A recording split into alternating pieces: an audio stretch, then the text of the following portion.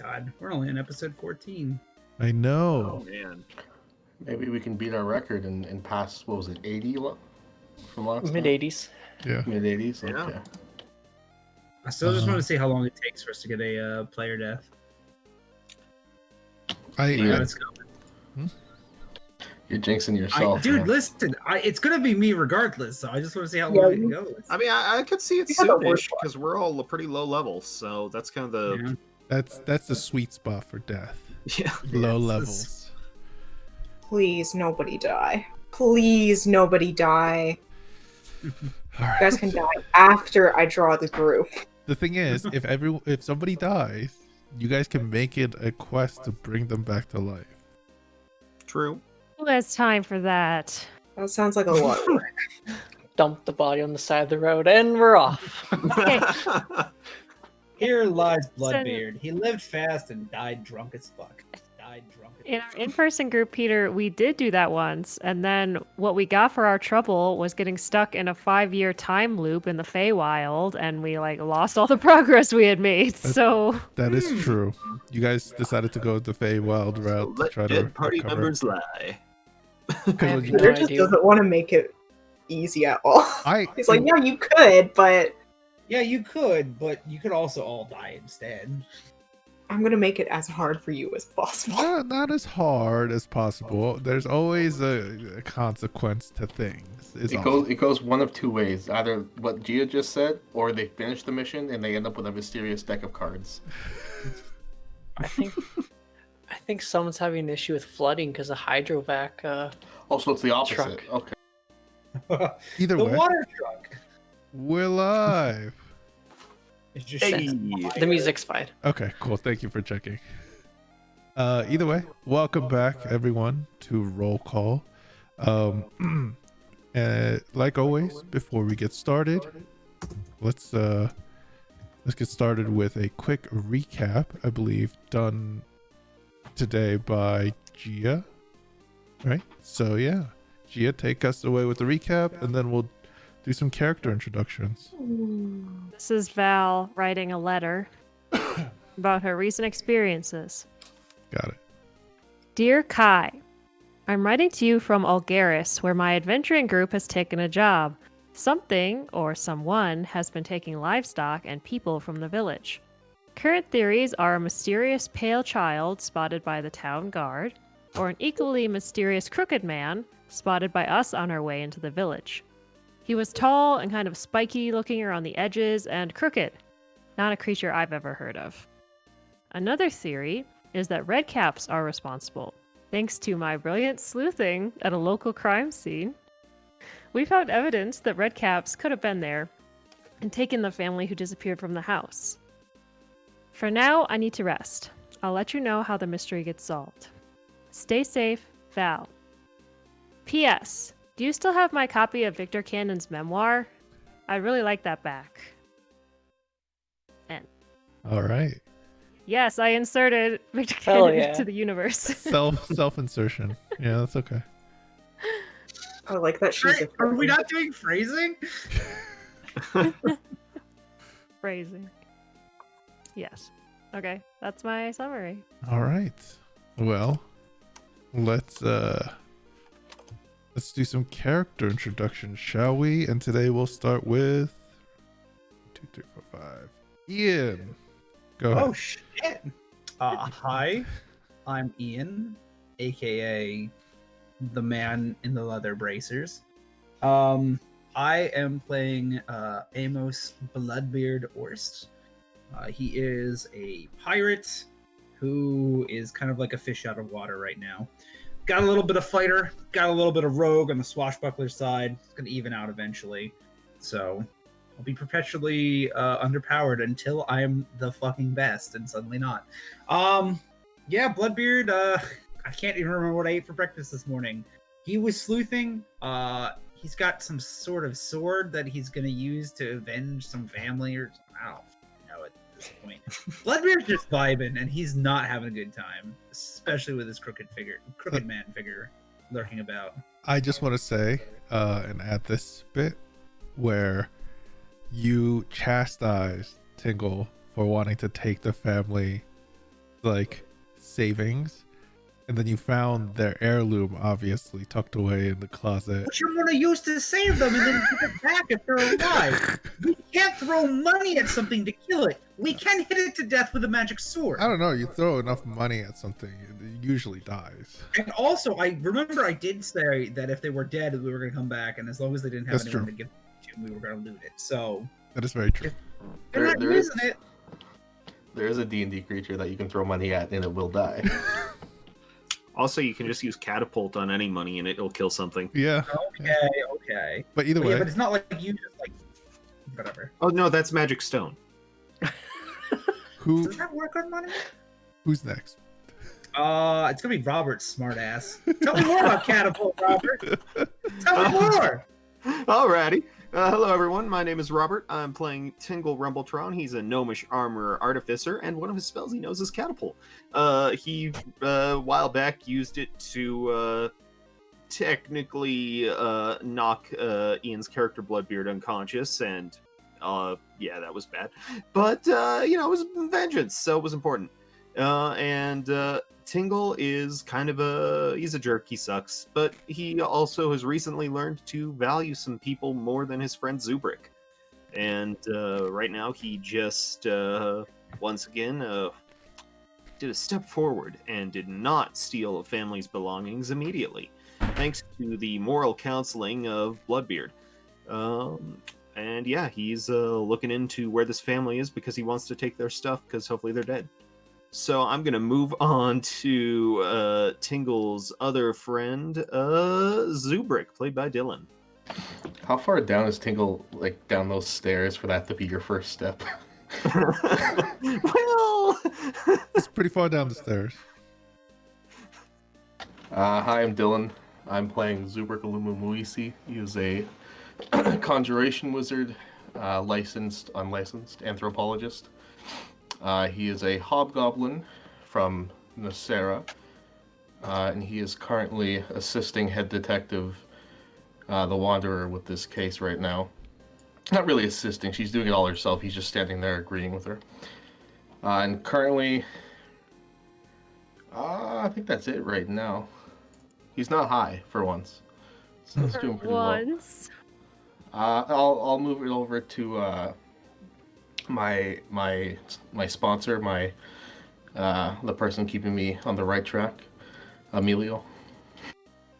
Oh wow, that's such a nice introduction. I thought you were gonna introduce what's her face? Wanderer. I'm sorry, I forgot her name. I'm Adrian or Toby. I got a Samson on my lap. These are his ears. And I play Emilio, the Shadowkai Drow Circle of Stars Druid. He has currently lost all interest in this case, and he doesn't want to mess with it at all because that whole crooked man thing has got him really spooked, and that pale child thing has got him really spooked. So instead of messing with cryptids, he's just kind of following them along and not helping in the least bit. And I will throw it over to the head detective, Miss Wanderer. That's me, solving the case. I am Gia. I'm playing Valcyra, aka the Wanderer. She is a purple tiefling with dark curly hair. She wears a lot of black and sunglasses. She is a Monster Slayer Ranger. And apparently she's really good at sleuthing. She's not sure how, but everyone seems to think she is, so. That's that. Thunder! And who are you passing it off to? I thought everyone went. Hello, I'm Clover. It's Thunder's turn, not your turn. Sorry, Tristan. I thought you All went. good. Go ahead. Hello, I'm Clover. I'm a life cleric of Liara. I've been wandering with the Wanderer for a little bit, and I met with these group of people. I'm a halfling. I don't understand typical... Oh, God. Typical gods. Typical stuff that's... I can't think right now. I haven't played in so long. I'm naive. Yeah, that's it. Sorry, that's so bad. Okay, that's it, I guess. And I am Parky Park. I'll be your DM for this campaign in the world of Særald, a homebrew 5e game that I have made for everyone here. So let's just dive right in and get to it. I believe, remind me again, you guys didn't take a rest the night before. Once you guys got there, you guys just decided to move and do things. Next, you also, so it's early in the morning. Some of you haven't had your sleep, you know, and such like that. You've talked to the sheriff already about a few things that have gone wrong in the town, or that have been going wrong in the town, to try to work on them. And then you have decided to go to a farm where apparently a whole family just up and disappeared. You found some evidence that their home was broken into and they were taken somewhere. Not much blood at the scene though, so they, you know, they were taken alive, presumably. But either way, that's what we're picking back up. I believe you all are in the home still. Bloodbeard or Amos has a new mithril longsword. You have a few information. You found a little dug in, like, part of the wall that has been dug out underneath, so these kidnappers can come in and out of the town without being seen. So yeah, that's where we're picking up today. Take it away. So, just sort of out of character, I feel like we were discussing what to do last time, and I feel like after poking around, was there anything else we wanted to do? I know Bloodbeard had suggested us sleeping till the night and then doing like a watch around the town. But was there anything we wanted to do before that? I don't think you made a plan really, and even if you did, you guys can talk amongst yourselves. We started to, and that's what I'm doing. Oh, okay, sorry. I thought you were telling this just. Oh no, I'm not. No, it wasn't in your voice, so I was just like, okay. I'm pulling the homies. That's why I said this is out of character. Oh, okay. Go ahead. Go ahead. I have no idea. Do we know how long they've been missing for? Well, there was food in their house, so I don't know, probably within a week. If I go over to the food, can I see how long it's been here for? Is it rotting? Is it? The food has been put away, like, you know, in the sink area, and that was apparently done by the sheriff and the guards before. Okay. You've heard that.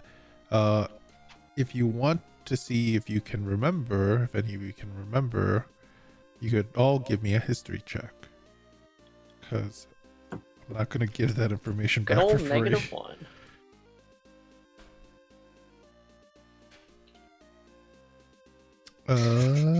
Yeah, those are some good rolls, Zuubrik. You would remember that. Everyone else already forgot. Zuubrik would remember that this happened probably just a few days ago, but the house was found empty a few days ago. So, adding on how many ever days they were actually missing for, that's up to you all. Zuubrik finishes petting the bloodhound he summoned and looks up and goes, they found the house was empty a few days ago, but judging by the place looking like this, it could be about a week. Okay. Okay. Well, if it's going on that long, I don't know if we have any, like, reason to be fast, because they're probably already dead, but if they aren't, then they're probably not gonna be dead tonight. Yeah, the only thing I'm worried about is if it's reoccurring, like maybe once a week people go missing. So then we can track it. That's, yeah. I still don't think we should be involving ourselves in this at all. We don't know what this is. But people are going missing. That's the whole reason we're here. We took the job. Yeah. I mean, we found out it's some pale child. We can, go home now. It's not how jobs work. I don't know if you've ever worked a day in your life, but We needed to find out what it was. We found out what it was. Well, we didn't stop it. Ideally, it'd be a little more like specific, because if we just say it's a pale child, that could be anything. But if we say, oh, it's a horrible monster and here's its claw. I guess so. We need evidence. I'm just like Oh, moderately stop. excited at the idea that I might get to punch a child in the face as part of a job and be a hero for it. is that one of your things? Is that what gets you off? No, Harming children. not to my knowledge. I wouldn't be surprised. Why are you so excited then? It's like kind of cool. Like you wouldn't when you hear hero, you don't think, ah, yes, Bloodbeard, the great child puncher, savior of this backwater town. I heard like a phrase one time. You kill 1,000,000 men, but you punch one child and you're known as a child puncher. That's it what would be they a pretty say. memorable name. You get your blood on your face 1,000,000 times, but you get your blood on the beard once, and then you're known as Bloodbeard. It happens. If you want to change it, you could be the child puncher. You could just take a bath. I think the child Anyways. puncher thing is more likely. Anyway, How are we gonna stake out a certain place? Are we gonna We, s- patrol around we town? said we were gonna do a night guard shift. The town's pretty big. Are we gonna split up? Well, if there's like a house or something on the outskirts of town, we could like check it out. Yeah. If we're lucky, maybe that place will get hit. And if not, we can just track the fresh abducted family. didn't we settle that this was more of a village than a town? I feel like you two were I'm not very going back adamant into about that. this like 5 minutes ago. I don't remember that at all. Yeah, it's a village. It's our it's our job. It was our job. We still have another point of interest. Sister Vata. She was mentioned when we were in the tavern. I don't know if anybody picked that up. She might know more about the city than the rest. Yeah, well, she lives near the mining town. Was it Barkley, whatever? Berkeley. Berksley.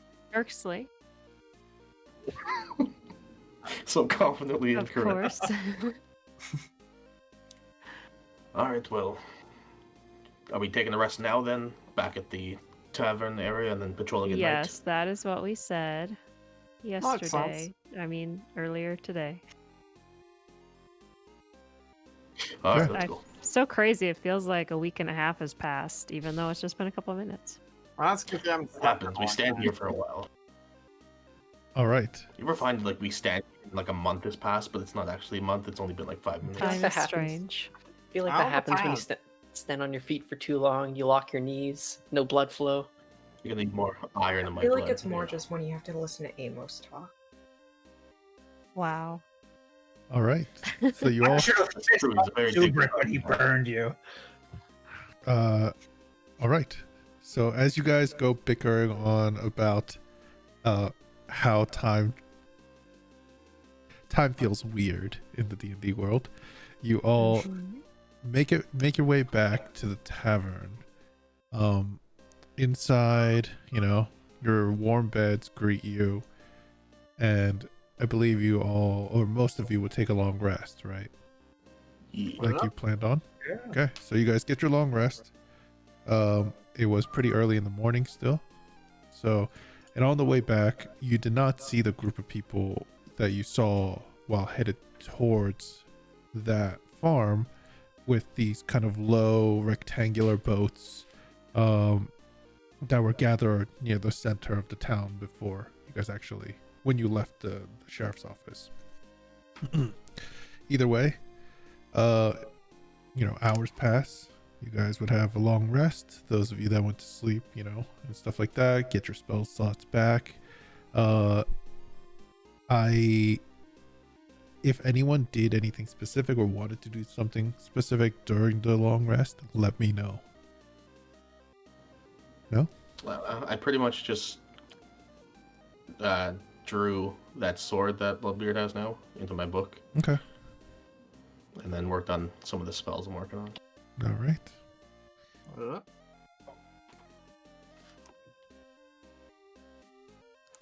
So yeah, after the long rest, you all are up and ready to go.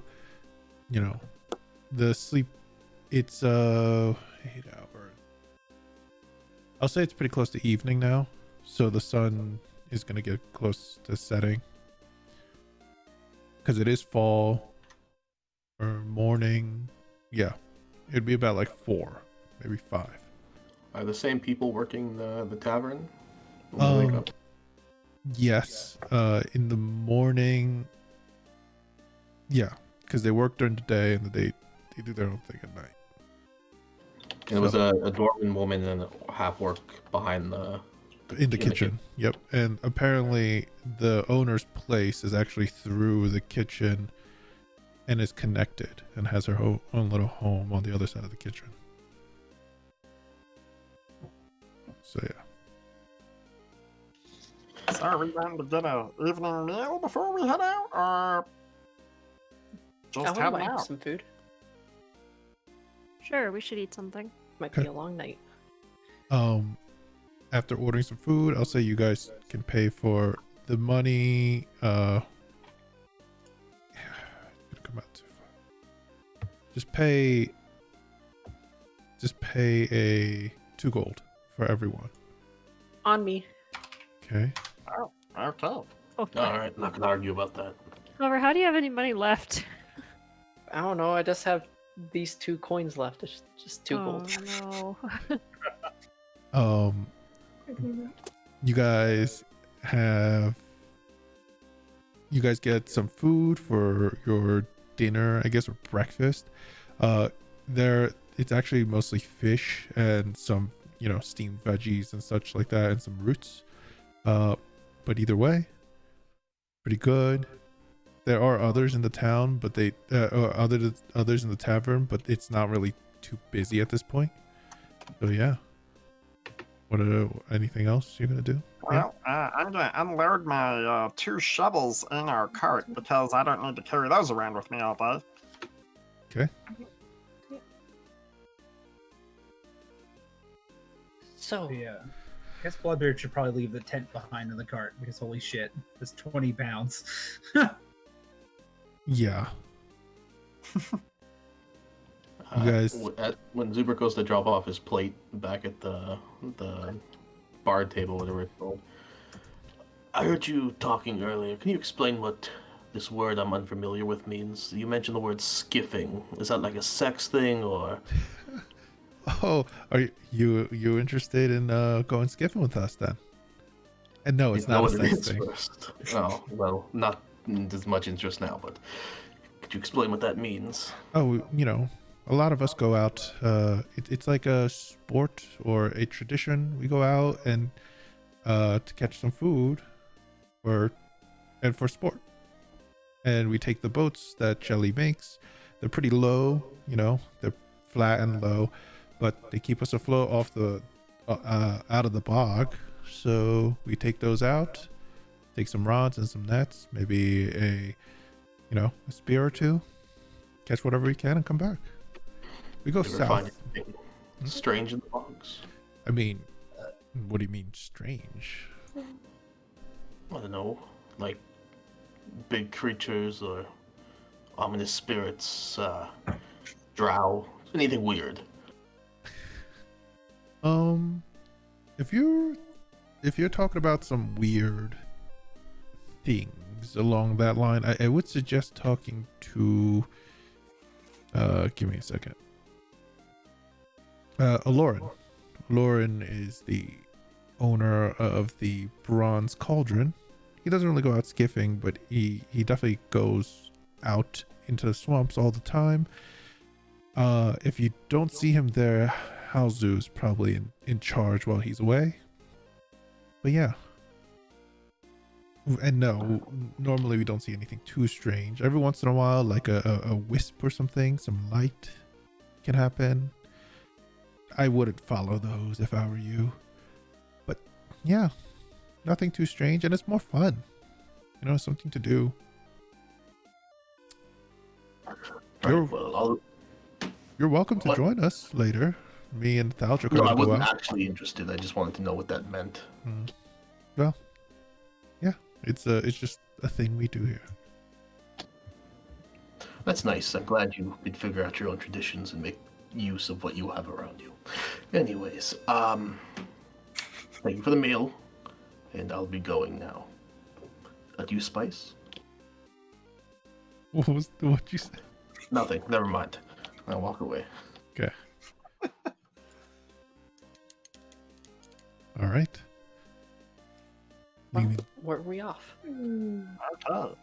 So, are we gonna go stake out a house or try and talk to somebody about getting watch duty? Because I don't want to do the watch duty, because then I'm like expected to do stuff. I did my junior detective work.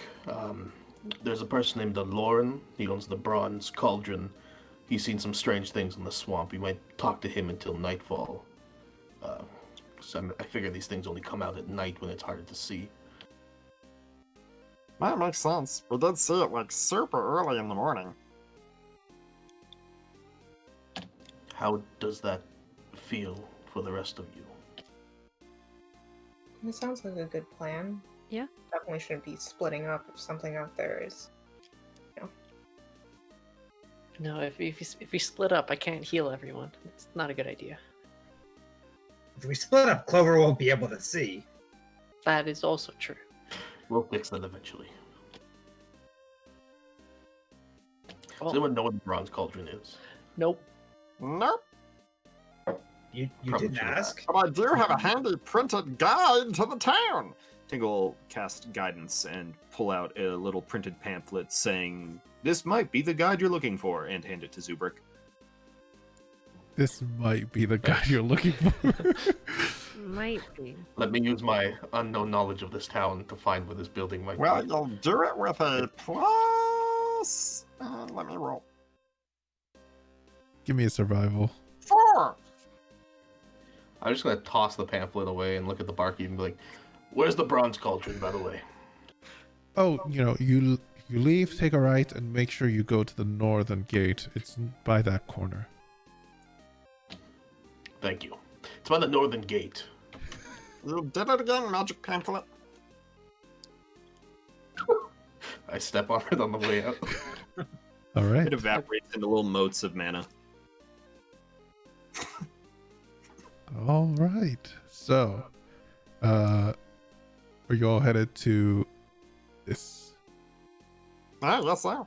I don't know what you all are decided to actually Bronze do. Cauldron. Okay. Yeah, we're gonna head up to Bronze Cauldron. Okay. Who wants to do the talking and what are we gonna ask before we get in there and start bumbling? Well, maybe Valcyra should do the talking. She's like good and smart and pretty and been a very good detective on this case. Thank you. I guess I am a great detective. You are. Yeah? All right. I will speak with him. Okay. So, What questions are we going to ask?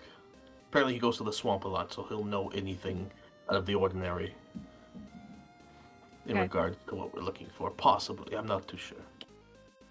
I mean, we could just tell him that we're here to help, unless Yeah. you think he's in on it.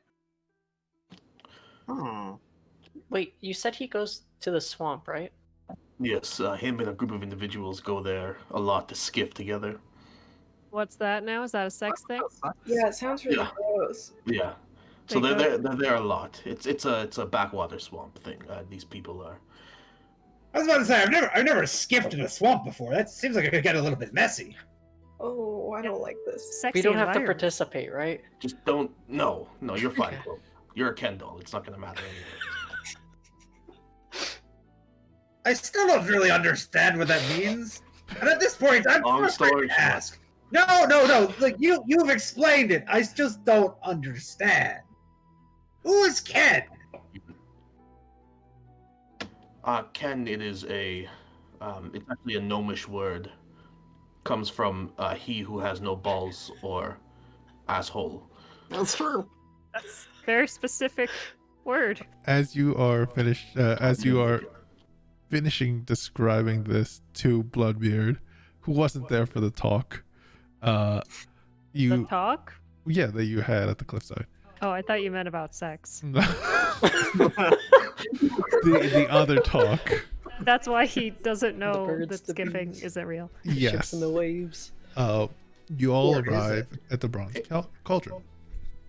The alchemist place is a small wooden single-story building with a solid hand-carved wooden door and a small window that's been cut through. Cut through it. A small enclosed desk is off to the right, and there are shelves of potted plants along the walls and a small serving area with glowing potions that is in the center of the living area, as well as a small kitchen that is covered in alchemic equipment in the back. At the small desk off to the right, there is a young halfling boy with short curly hair and darker skin. He seems to be covered in a bit of grime, like on his face, hands, and arms, and but is comfortably dressed and cutting up a few, or not cutting, mashing, like what seems to be a few plants in a mortar pestle. As he sees you enter, he's like, "Welcome to the Bronze Cauldron. Are you new here? Is there something I could do to help you?" We'll be asking the questions. Okay, sure. I'm sorry. I'm metagaming. I blanked on who we're asking for. Allurin. Aloran. Okay. Is Aloran here? No, he's out right now. He likes to go out when the sun goes down. To do what? Skiffing? No, he Oh. doesn't actually like skiffing, and he's out there. I think he's visiting a friend or something. Well, when is he gonna be back? Usually, in the morning. He visits a friend all night? Well, it takes a while to. Well, it's not just a friend. Apparently, he also gathers a lot of things while he's out. Ingredients for potions and such. Okay, stuff for potions. Where does he go? Are you sure he's not skiffing out there? I've skipped all night before. No, he doesn't Could like. just not be telling you. He told me he doesn't like how the boat rocks. It kind of makes him a little queasy. You just gotta go where the motion of the ocean sometimes, friend. Wait, Peter, what did you say? How the Sorry? boat rocks. Oh. Please stop talking, Amos. Well, I don't know anything about that, but he usually leaves. He does a lot of the potion making. I deal with the store stuff mostly for now. So, is he available during the day? Yeah, he's probably tired and sleepy, but if you really need to talk to him or make a specific request, he's available. Well, like, what would be a good time to try to catch him? I would say either very early in the morning or probably a few hours ago. Okay, well, we can't go back in time, so that's not helpful. So, I guess we'll come back early in the morning. Do you know where he goes out there? We could maybe try and ask him now. He doesn't want me coming with him since the grunks kind of took Berksley, but we used to go near there. There are some things that grow along some of the more rocks and elevated areas that he likes to check on and gather. And he said he was taking something today. So I just Okay. Detective Valcyra, do you mind if I ask a question? Of course. Please go ahead. You there, young halfling boy who did not give us your name. I'm Halzu. What's... Right, Howzu. How? And who are all? I'll let him know that you guys stopped by if you want. Do you know anything about the disappearances? Did you know the people? Yeah, I knew a few. Or I heard, and I don't really have a Which name. was it? Did you know them or did you hear? No, I'm gonna tell you as a DM. I don't have a name that I made up. it's not as important. But he says he knows the family, that the house that you guys went to check on. Otherwise, he's heard of the problems in the town lately. But he also is the one that kind of helped come up with filtering the water through the moss and such, to help make it drinkable, since the well's kind of gone gross. Those were his Okay. words. I was just trying to figure out if he knew anything similar between the people that went missing. Like, that way we had like a vantage point of who's next. Let me look at something real quick. Well, I want to ask if he knows what happens if you drink the water and it's bad. I mean, you're probably gonna get a stomach ache and diarrhea and, you know, a lot of unpleasantry. Okay. Back to you, detective. And by the way, the thing about you asking about people that have gone missing, he says he doesn't see any, you know, he's not sure of any connections. Like, it's just a family that's gone missing. And he's like, did more people go missing? That's not good. Because all he knows is that a family's gone missing. Have you heard anything from someone else about red cap sightings in the area? Red cap sightings? Mm-hmm. Like in the stories, you mean? No, like in real life. No, I mean, yeah, like actual red caps. Yes. No. Are they the culprits? Oh, I don't know. We just found some evidence of their presence. You could tell he looks a little nervous now. Well, just Hmm. be careful. I don't know. No, I'm just worried about Aloran is all now. Yes, well, it seems like he must know what he's doing out there if he's out there all the time. I mean, he's really good at what he does. He'll make it back. Don't worry about him. Has he mentioned anything weird recently? No, but it's one of the what's it called? The friend that he's going to visit. I know he's been excited to go visit for a while. Something about, you know, bringing something for him. Now, theoretically, this Alurin, like, how big and strong is he? Could he theoretically carry an unconscious family somewhere? Bloodbeard's gonna like kind of like elbow Tingle like immediately as soon as he starts saying that. Okay. I mean, he is bigger.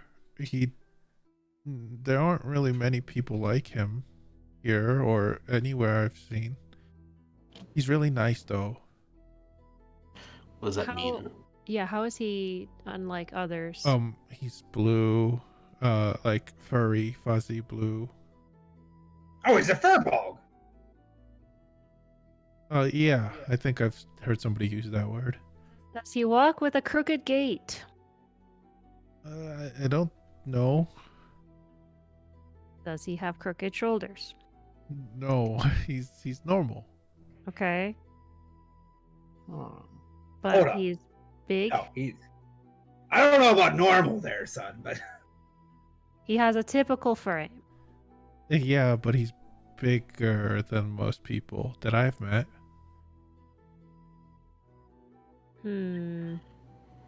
Okay, but he does not look spooky and suspicious when you see him from behind in the dark. Yeah.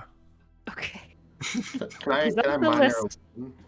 minor illusion what I assume they're describing because I never actually saw it and be like, does he look like this? Yeah, like the silhouette with like the spikiness. And If you were in a stuff dark room and you walked in with a light behind you and you saw this, would that be him? No, nothing. He doesn't look that scary.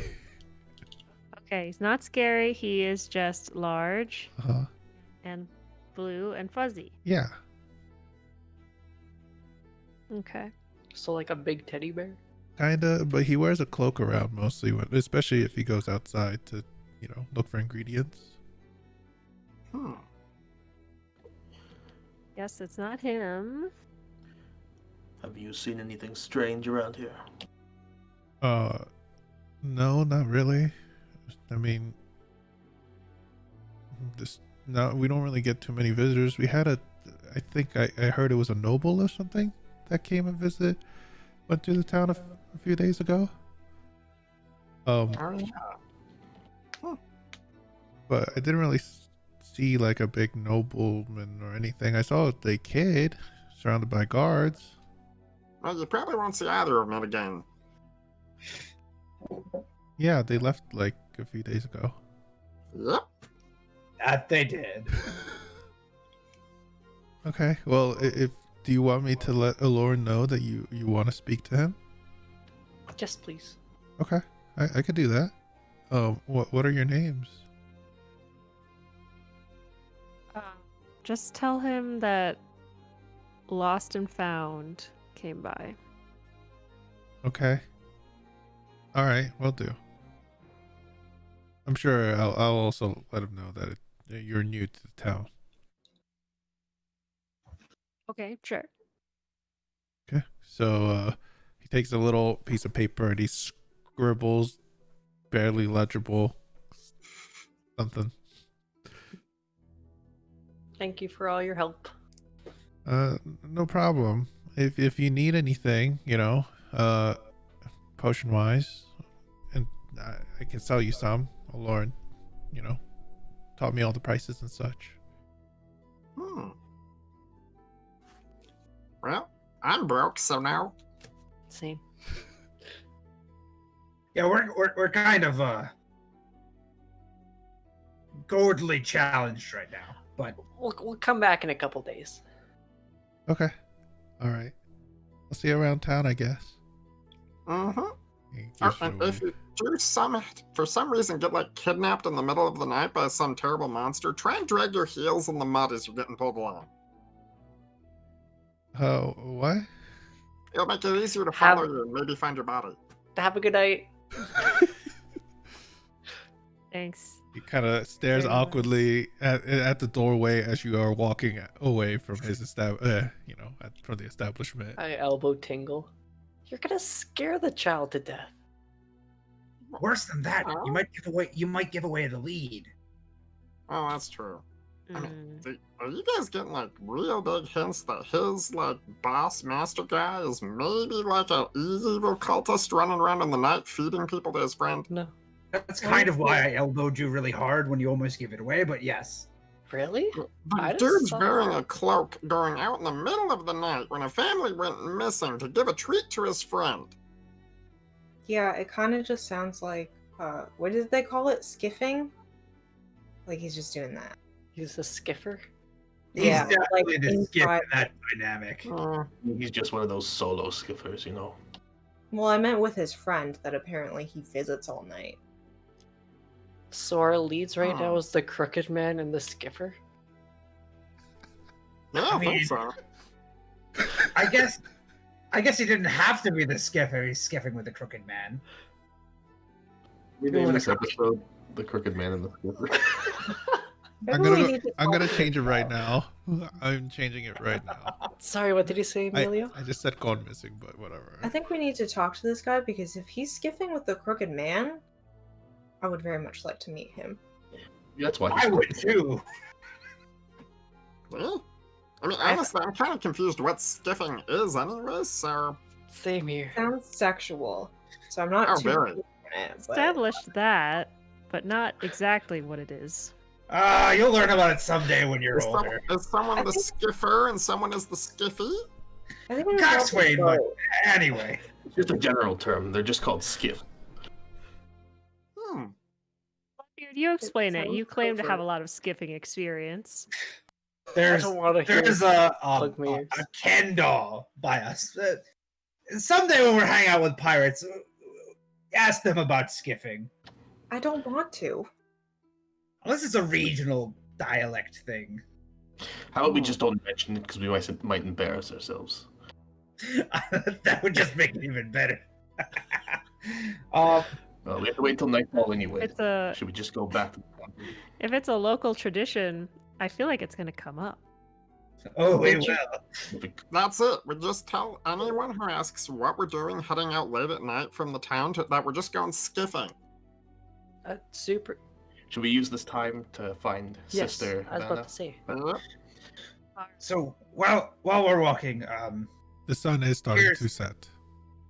while we're walking and the sun is starting to set, I am no detective Valcyra, but I think that this Furbolg fellow, you know, all that other stuff you said, Tingle, not super suspicious, except for the gifts to the friends.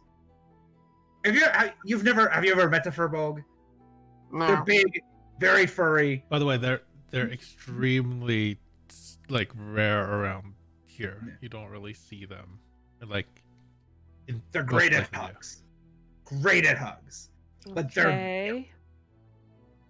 it's kind of shocking if you ever see one, like out of the blue. Because No they're pun blue? intended. Yes. Anyway, if you're like that and you kind of stick out like a sore thumb, you gotta cloak up so you don't spook people so much.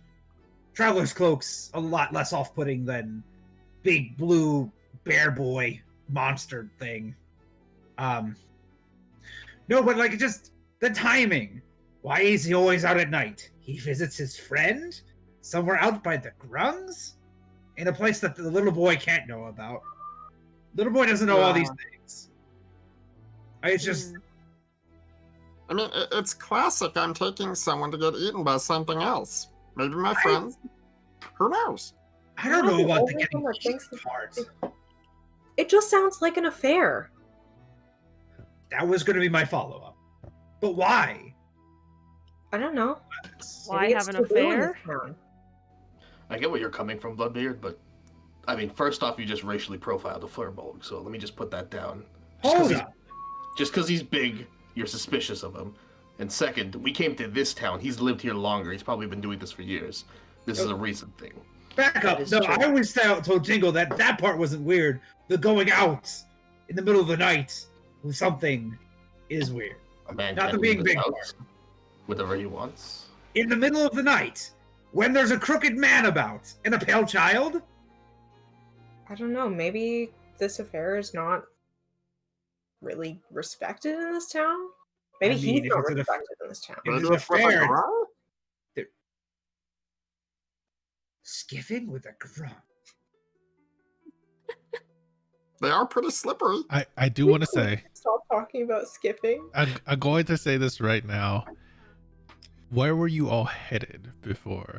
You know. Zuubrik was. No, we were going to the Sea Sister. I was going to the tavern to get directions, Okay, you guys are In headed to the ale. tavern. then going to see. Got it. Well, depending on how long it takes to get to Sister Vanna. Okay. So, I got a question. Like, why do you guys find that so weird? You saw the inside of his shop. He does potions, so he goes out in the swamp to find stuff to make potions. At night, though? I know you're not the smartest, Bloodbeard, but some things, Clover's correct, only grow at night or can be harvested at certain Yeah. times. I get Yeah. that, but also let's think about like the where we're at. He's Next lived part here is- long. He's lived here long enough to probably hide in the shadows at night quite well. Has the crooked man been around all this time? Hmm. We've This heard is a it's an new urban threat. legend. Introduced to the ecosystem. No, the pale child's an urban legend, and I honestly can't remember how long that's been around, which is why I didn't use it as a point. Didn't you come up with the name the Crooked Man? Has anybody else heard of that? I think that was just you. Val saw it. Val's the detective. I mean, Yes, but I mean, for the people that live here. yes, I saw him. I guess we Oh. didn't ask about him specifically. I feel like every time we brought it up, people looked at us like we were crazy. Yeah. Yeah. Like, we were traveling with that one, like, lady that was collecting plants in the swamp earlier, and she, like, thought we were crazy. Val Yeah. straight up asked her if she had ever like, "Hey, have you ever seen a really big man who's kind of like this?" I feel Yeah. like that's probably our best bet to try to find these missing people, because no one has seen this person, yet we have, and since this is a new thing and no one else has seen it, I don't know. That could be. It'd just be a lot more convenient if it's this potion guy, because then, we just have to find him and that's it. I mean, yeah, I don't Let me mind just interrogating them. They might know more. They might know about it, but I don't think it's them. I guess. Well, let's go get some ale. We'll get directions. No. And you can drink what you want. Just so no. Right, yeah. Okay. Off to the tavern again. Okay. So you guys all head back to the Sleepy Log. Ask around about Sister Vata, right? What you learn about Sister Vata is that she actually doesn't live in this town. She lives about an hour and a half up north, near the town of I believe it was Berksley, right outside the town, and she is in the she is an old sister that works at a temple for Zixies, a small temple that used to be a cemetery of sorts. But yeah. So it's outside of town. Do we want to head there tonight? That is where Alurin is supposedly going, maybe. I guess so. Maybe she's who he's visiting. With the dinner shift over at this point, you could actually see that the tavern is kind of almost shutting down. It's like winding down. Mina has come up front to work behind the bar, and it seems like Orif and Theldrick are taking the rest of the night off, and they're talking about stopping by Shelley's to grab an oar. Make sure to grab the new oar. But yeah, as they walk out. So, if we're gonna meet that Furbolg in the morning, should we just travel there now to Sister Vata's? By the time we get back, it might be morning time anyhow. Yeah, I can work. I mean, part of me kind of wanted to do the town watch thing just in case something struck tonight. I mean, I could have Velenora stay behind and just keep an eye out. I can work. Do you have like needle phone? No, but I mean, you can just tell me when we get back if she's seen anything strange. Does really help if some. I feel like that's less proactive and more reactive, but Well, How are we going to be proactive to something we don't know? I don't necessarily want to be on town guard duty because then if something attacks, we're going to be expected to fight it. Whereas instead, if we're not here and something attacks, a bunch of people will throw away their lives and then we can follow the wreckage that leaves behind. Yeah. Remember last time we fought Redcaps? yes. Plus, they were almost done. That was the one downside. The rest of it was great. We won't let that happen again. This time we'll put Amos on the front line. That's why we should do some. I do a lot better at not getting kicked in the fucking chest. I'll tell you that. He can take it.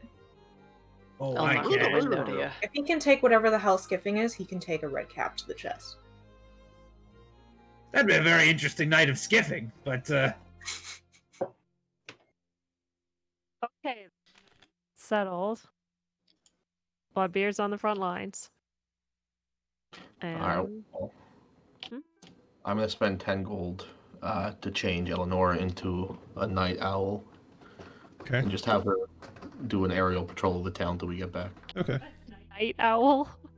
Hell yeah. Like she likes to stay up all night instead of Is an a early day bird. owl like an eagle? Yeah.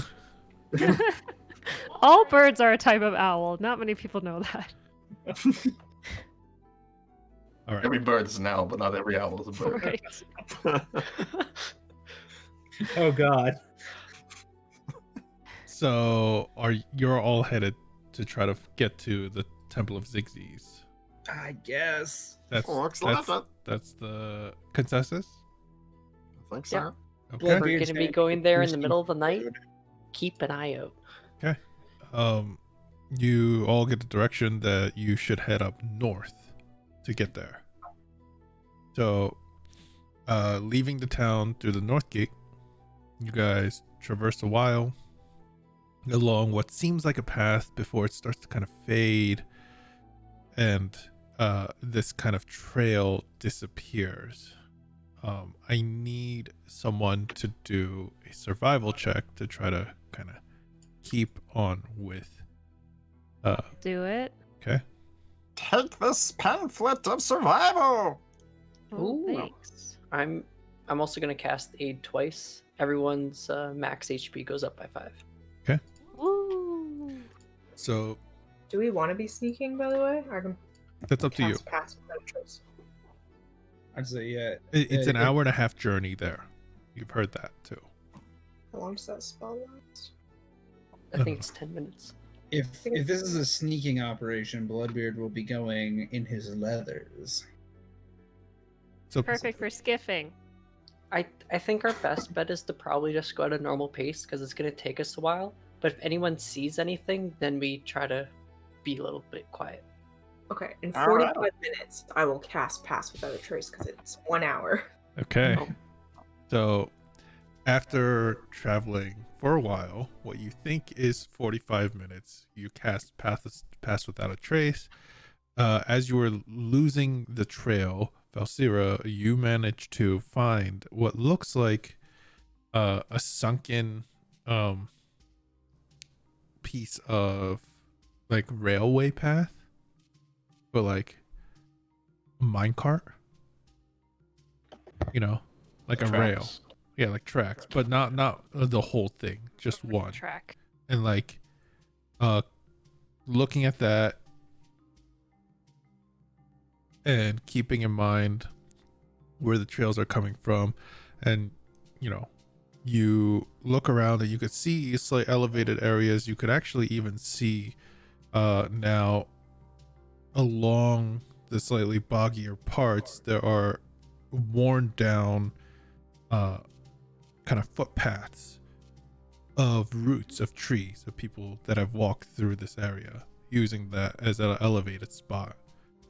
Going through some of, you know, following that through, you eventually find another kind of path that is being used to get there. Go even more north from where you are at, and you start following that, thinking that that's probably the trail.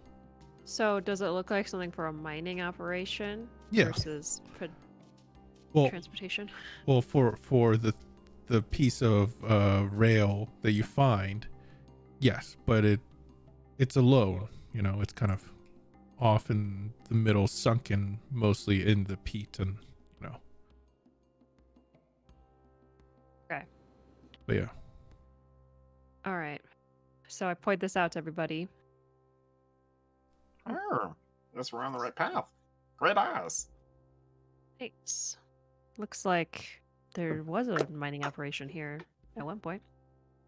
The track probably went all the way back to the village we're in. Probably just transport stuff. As you continue down the path, though, the sun completely sets. It's basically pitch black. So for Clover, you can't see a thing. But how much does Clover weigh? Clover, how much? Or Tristan, how much with all your gear and shit? Oh, probably like 100 pounds, maybe like 120.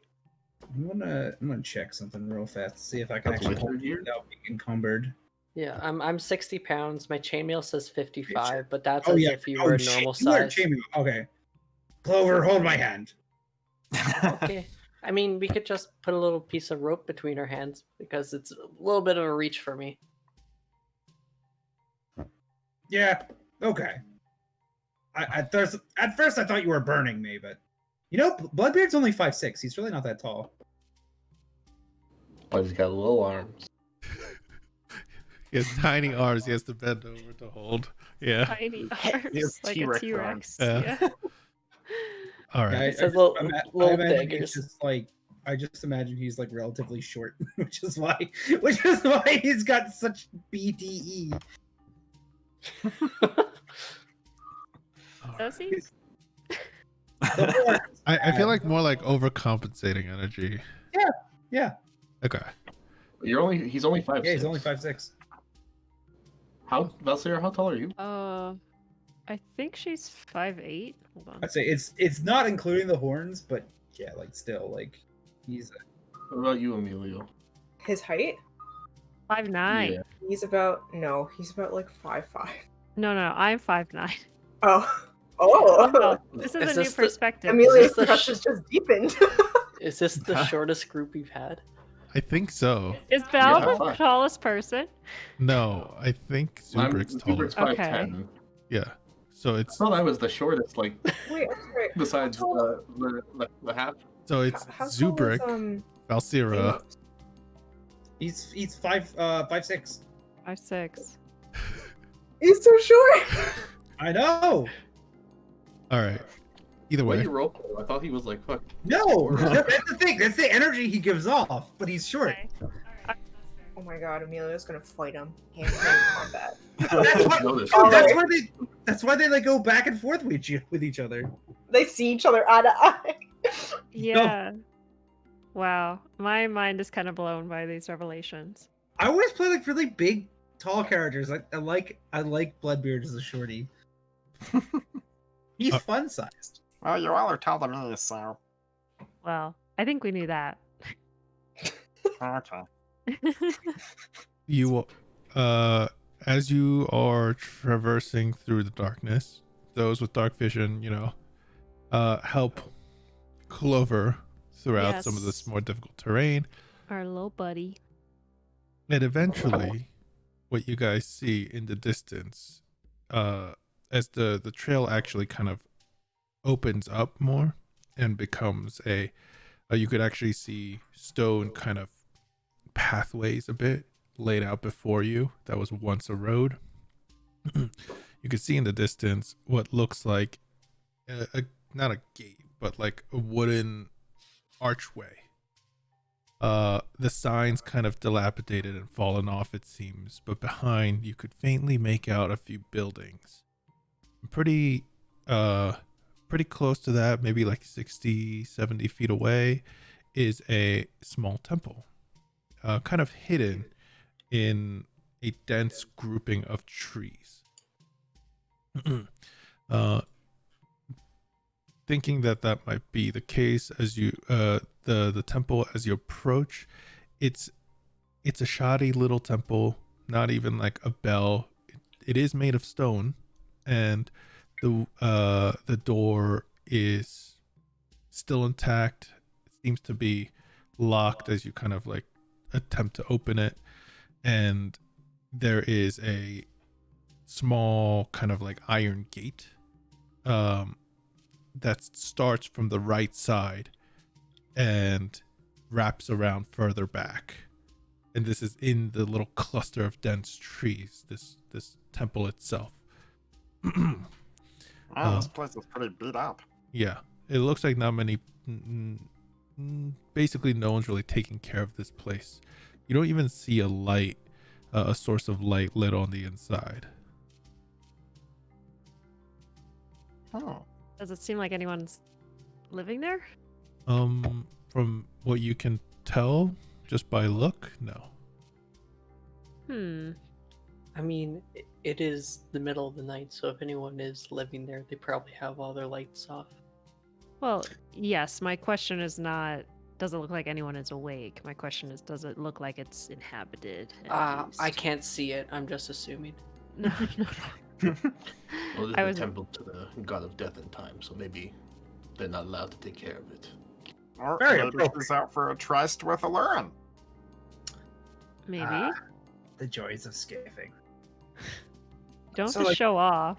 Do we just So should we just like knock? Like, isn't this right where around where the grungs are supposed to be too? Ah. Actually, do, now that you mentioned it, I forgot to mention one thing. You could hear like an echoing, like a cacophony of echoing croaks, almost like songs echoing What does that from. sound, Pete? I don't know. How does it sound, I Dylan? don't know. That's why I'm asking. It sounds like a cacophony of basically big ass frogs croaking together. God, I wish it was me. Excuse me? I love frogs, man. They're so yeah, cool. yeah. You It's wish very that you were a frog?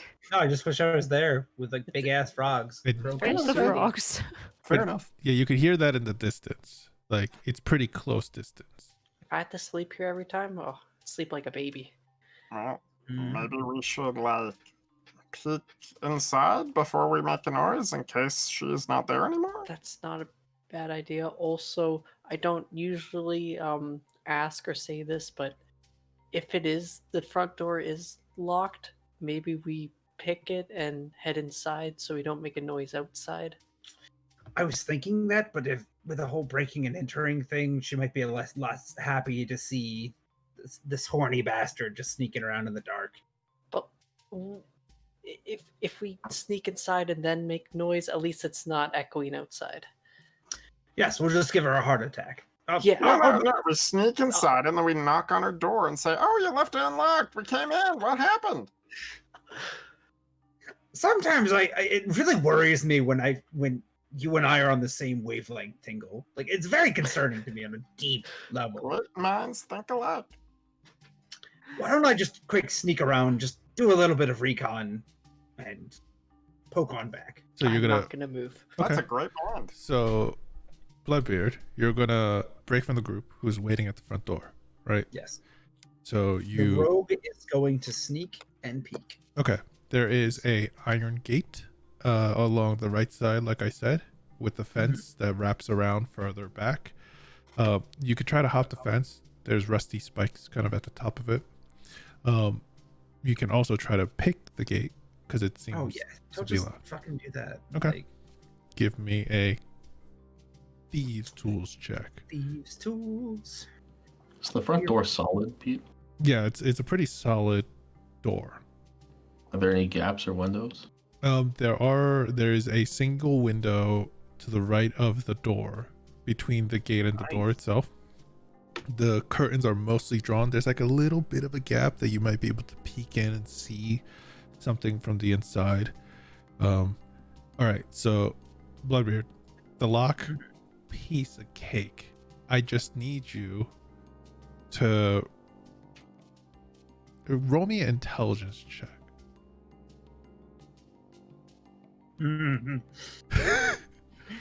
Okay. You're like, the lock was easy. You're like, I got this. You pull it on the door and you hear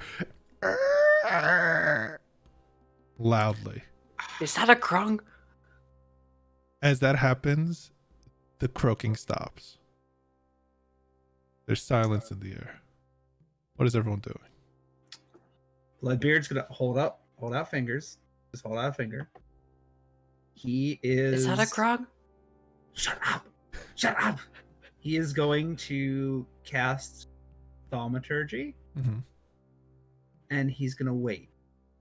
And if nothing starts in like, if he hears anything coming, he is going to try. I'm sorry, I thought there was a -3 to my deception. I was like, what? He was going to try to imitate a frog croaking, and then just like try and get everyone to like fucking like run. Okay. So as the loud noise, this loud screeching metal noise caused the grunts to stop croaking in the distance, you're just waiting. Yes, he's like waiting and listening. Yeah. And if it doesn't start up, if he hears something coming, Then you're he's gonna gonna do it. croak. He's Okay. gonna croak and run. Okay. Just Give me a in case, perception Pete, check. On the way here, did we see any animals that were like that we know of that are natural to this foresty swamp bog area? Yeah. You would have seen some natural wildlife skittering away from you, or even like you would have seen small amphibians and lizards that might have kind of quickly scattered as you were walking through the forest and such like that. Anything like bird or animal like Yeah. something sizable? Other birds too. You guys would have seen, and maybe like a bat or two hanging from the branches, a few crows and such. That kind of stuff. Just in case, to help out our friend here who's trying to imitate a frog, I will minor illusion the sound of one of those animals like getting spooked and flying away into the distance. Okay, like scattering of feathers and Yeah. like branches and stuff. You make that sound, Yeah, which like that. startles you, I bet. Bloodbeard, because you're. Startles me. Yeah, give me a perception check though for Bloodbeard, as you're listening in for everything. Oof, that's a bad roll. You don't hear anything. About a minute goes by, and then you hear a deep kind of like long croak in the distance, and it kind of starts up again, as taking that as a sign that maybe things are okay. You creak the door slightly and slowly open, sneak past, and give me a stealth roll. Dun dun dun dun dun. I keep forgetting I'm not actually professional. Is he still within 30 feet of Emilio? Yeah, I was gonna say if he's within 30 feet, then Yeah, for like the next 10 minutes, you'll have plus 10, so it's a 15 still. So as you as you take a step through like the gateway opening, your new sword kind of like clangs against some of the metal, but the spell's like muffling the sound a bit. So you make your way through. You realize that this back end, as soon as you take a few steps in and turn the corner, there's a small there's a small little porch, a few kind of plants that are being kept, and further beyond that you see old tombstones that are just kind of weathered through time. Are there like any windows like anywhere along here? Let me describe the rest, because there's also a pretty large tree, but at the base of the tree there seems to be a stairway that seems to lead down between two large roots that have come down, that like are making an archway for a way into the ground in this area. The ground here is surprisingly, it's not like the peat that you've been walking through where it's like saturated with water. It's a little kind of clay-like from what you can tell. Doesn't leave a lot of footprints behind either for some reason, but doesn't seem overly saturated with water. As you look at the house, on the other hand, yeah, there are two windows. Both of them are one of them is fully drawn, so like the curtains are fully drawn in a way, and actually even a window is for that door, or for that window that has no curtain on it, is cracked open a little. All right, Bloodbeard's gonna head to the cracked one and just try to see if he can peek and see anything. Okay. You peek through. You notice that it's a kitchen, nice and well kept. There doesn't seem like there's anything strange out of the ordinary. There's a few plates that haven't been washed, it seems like, from what you can tell. But otherwise, it looks like a normal kitchen from what you can tell. Bloodbeard internal monologue. Maybe if we break in and wash the dishes, she'll know we're friendly. He like kind of like sizes it up. There's also a door, a back door, like I said, in the porch area that leads into the house. Bloodbeard will quietly go up onto the porch and just test very slowly to see if the door is like unlocked. The door is unlocked. Okay. Bloodbeard is going to retreat back to the group to report his findings. Okay. Well, I have good news and I have weird news. The good news is, back door's unlocked. A few dirty dishes. We could probably wash them, prove that we're valuable assets and not trying to murder. The weird news is, there's a tree. and there's stairs that go down in the tree. Like maybe somebody lives in the tree? Why would they live in a tree inside of a house? I don't know. That's church, why I'm though. confused. Is there a door or anything? Did you try to enter the tree? I didn't know. I was just scouting. I didn't want to just go there and then have something weird happening. Okay, fair enough.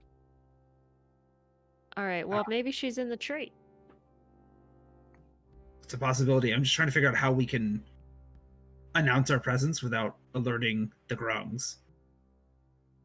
How about we just walk in there and then say we're here to deliver a secret love message to her from Alurin? That's overly complicated. Takes a big leap, also. Do you know how deep the stairs go in the tree? I didn't want to get anywhere near it in case it was some booby trapped. I can spend 10 minutes to make my servant appear and send him down there. I feel like if we went as a group, it might be a little bit easier. Some of you the more want- receptive folks. If you wanted to, we can make it a little convoluted. I could try to locate a bed to see where she is. I mean, realistically, if we had to send somebody in as a peace dove, I think you're honestly the best bet, Clover.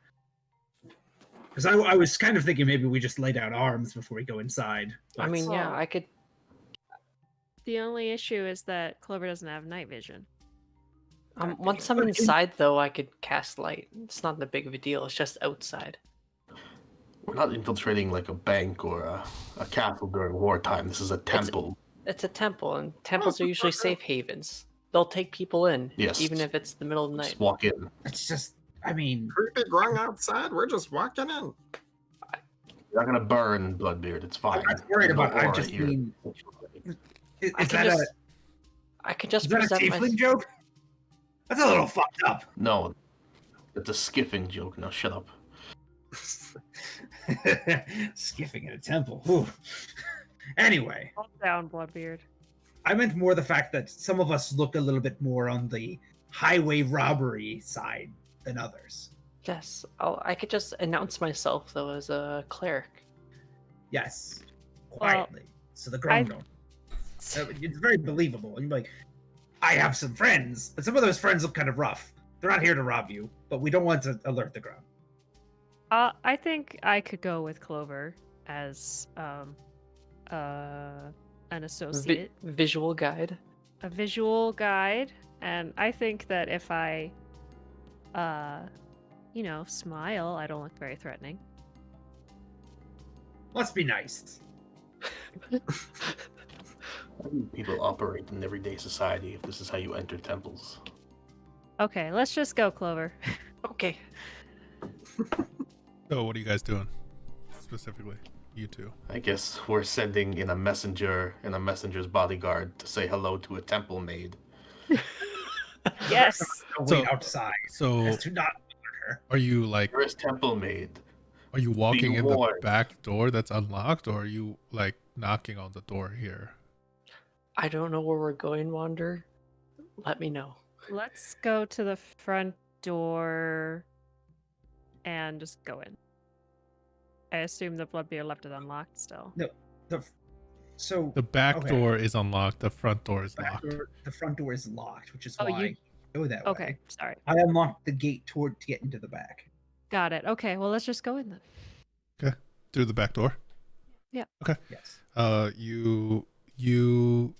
I'm guessing it's just Clover and the Wanderer. Yeah. Bloodbeard would be like outside, so if something happened, like he could just kind of be wherever he needs to be. Okay.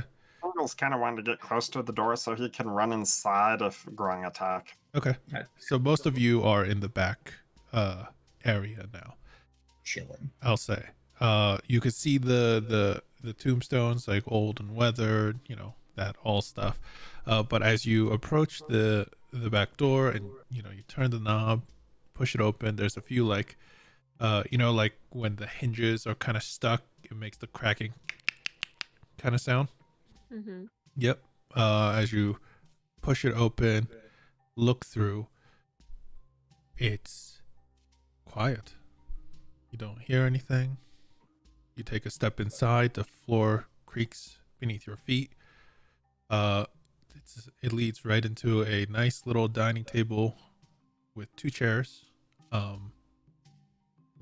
Nothing else special really. There's a fireplace on the one side. It feels more like a home than a temple.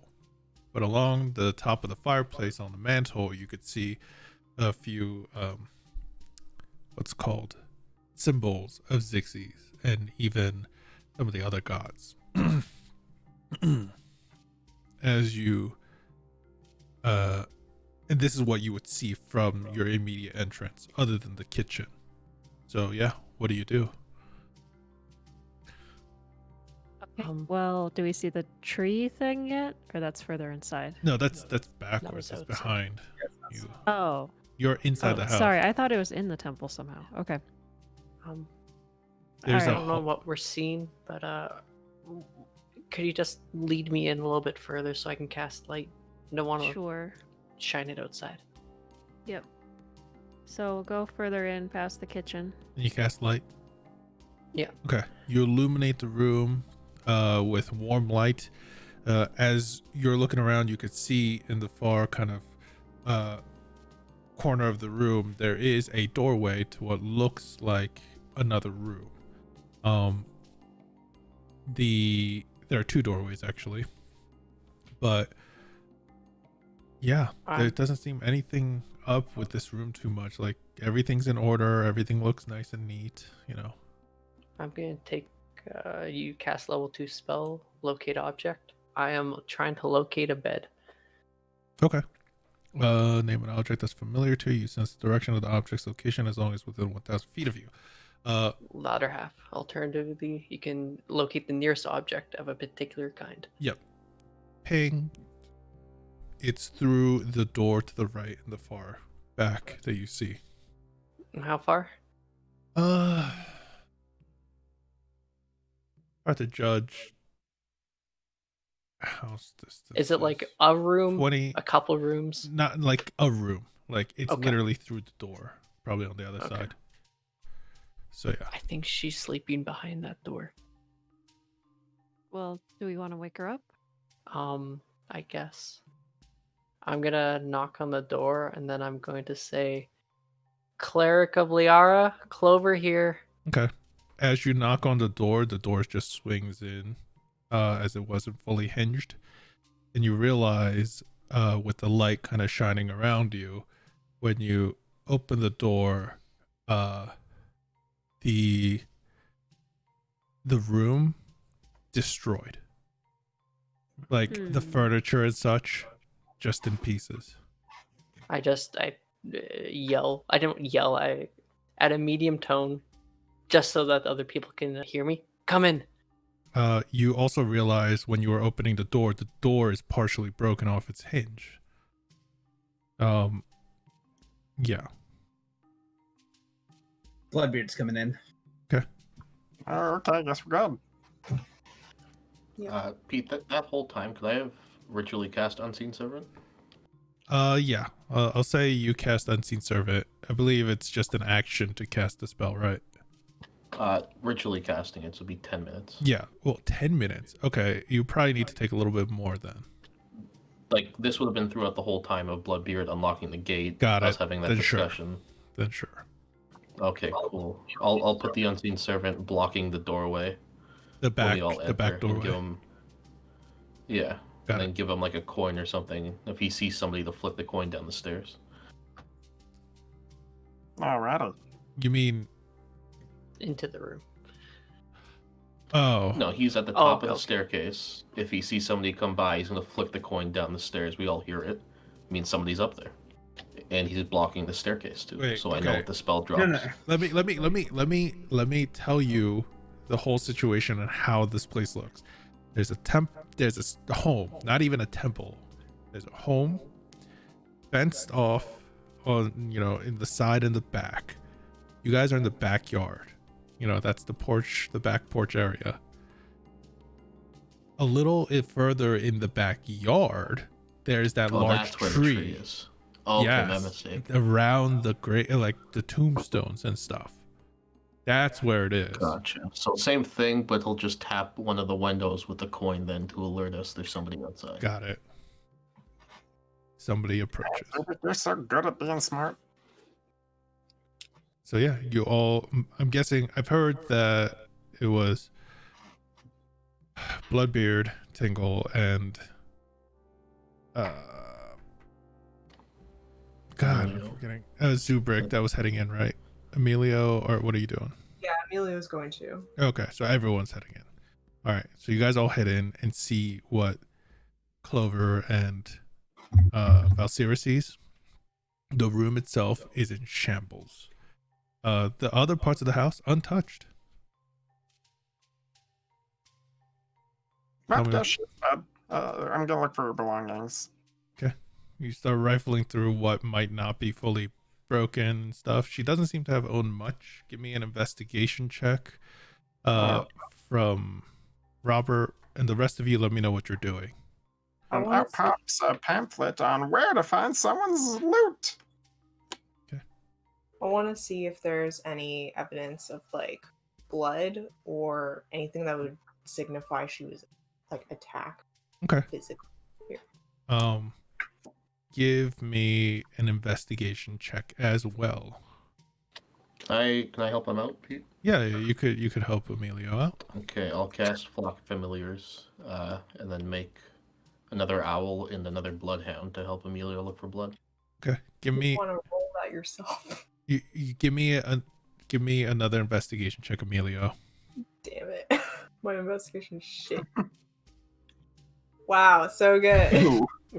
We got opposite ends of the spectrum. I got Okay. crit, you got one. So Tingle, as you're going through the stuff, you know, your little pamphlet says check under the bed. Maybe it's in That was a like- good idea. maybe they keep their valuables in their dresser hidden among their clothes, you know, stuff like that. So you're trying to you realize the dresser is like gone, destroyed in pieces. The bed is still there, but it looks like it's been caved in, like it broken down the middle. Something hard must have fallen down or something to break the bed in that kind of manner.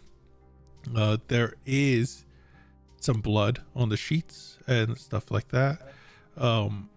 There also seems to be some kind of scorch marks along the walls and such.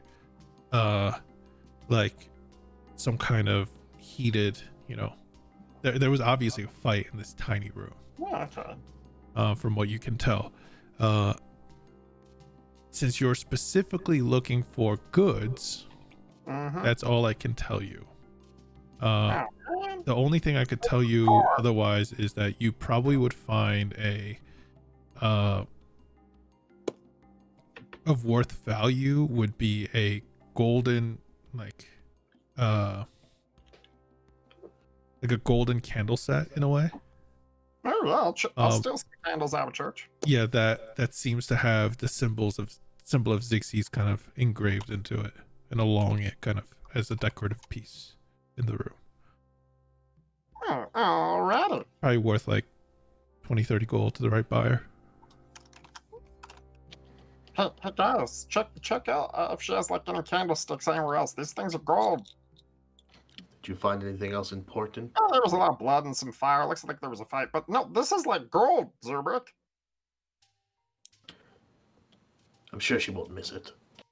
Well, yeah, she's dead. Look at all that blood. Could I command Dural, my bloodhound, to sniff the blood and Yes. then head outside and try to find the trace? Okay, give me a perception check with advantage. Or do you need the Mastiff stats again? Yeah, if you have it. I think we should also check out the rest of this house. The door, when I pushed it open, was broken, so I think they came in through this door. +3. Not surprised. I might clove Thank you. that bed right in half. Yikes. I wonder if it was the crooked man. It might have been.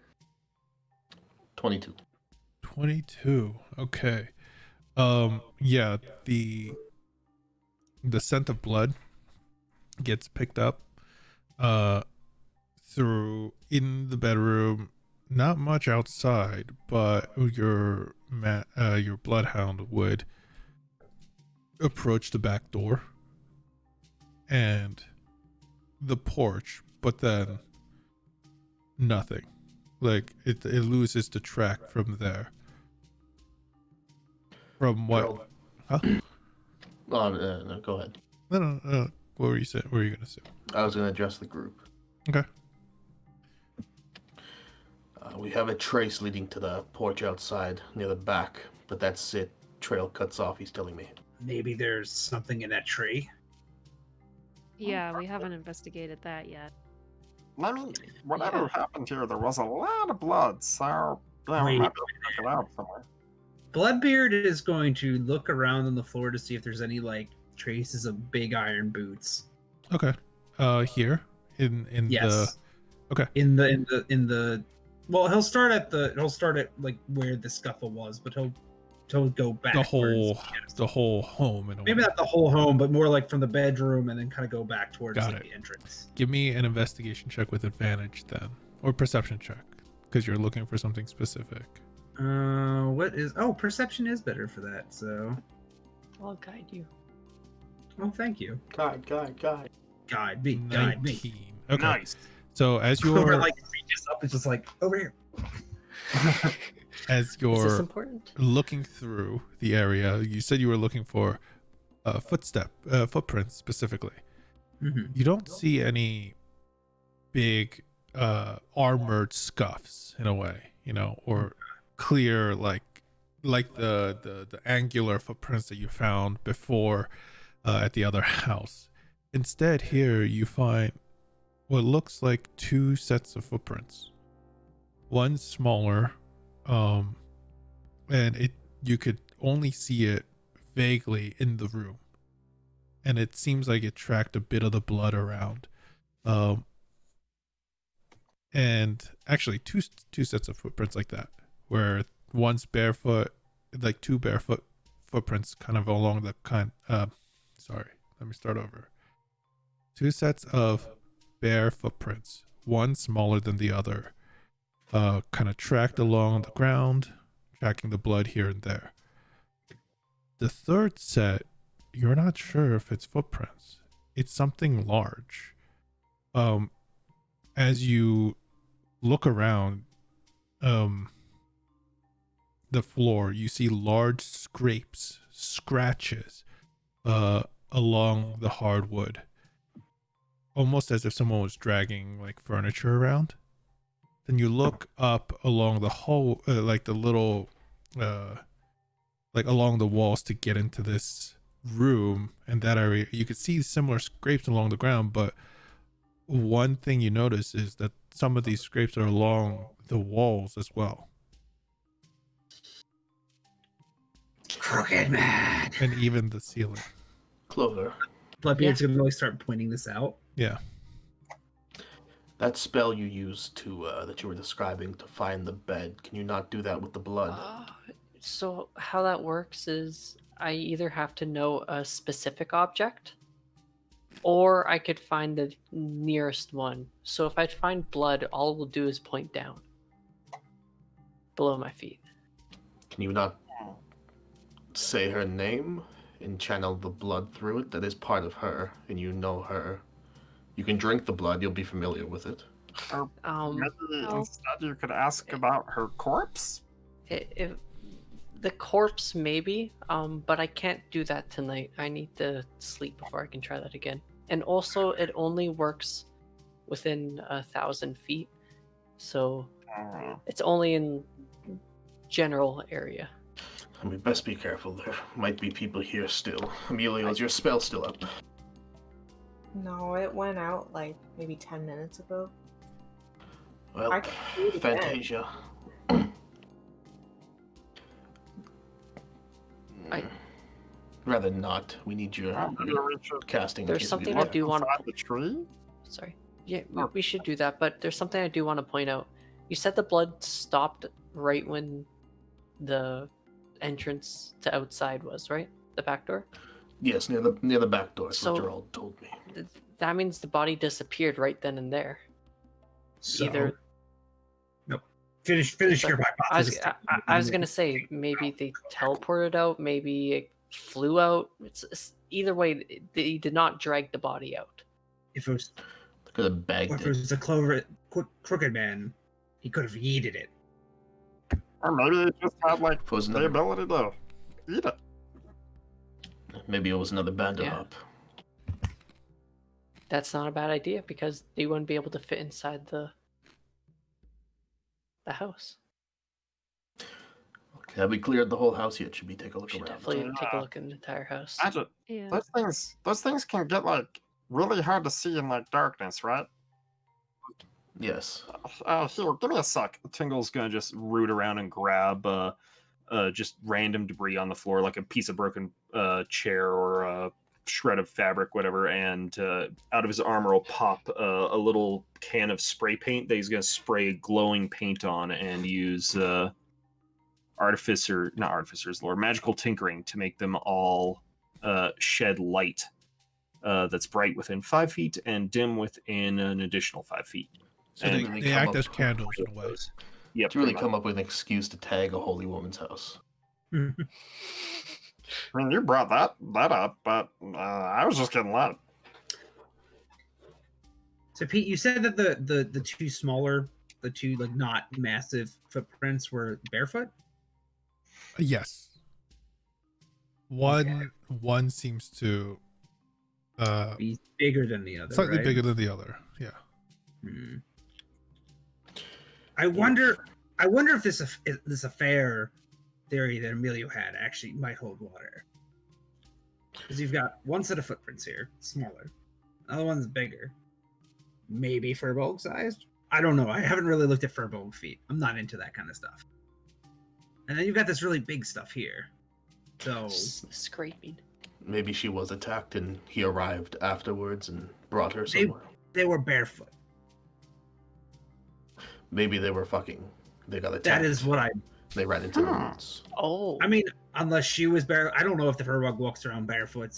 I know some races like to do that sometimes, depending on the culture. Or he might just So one of like them- feeling blood beneath his feet.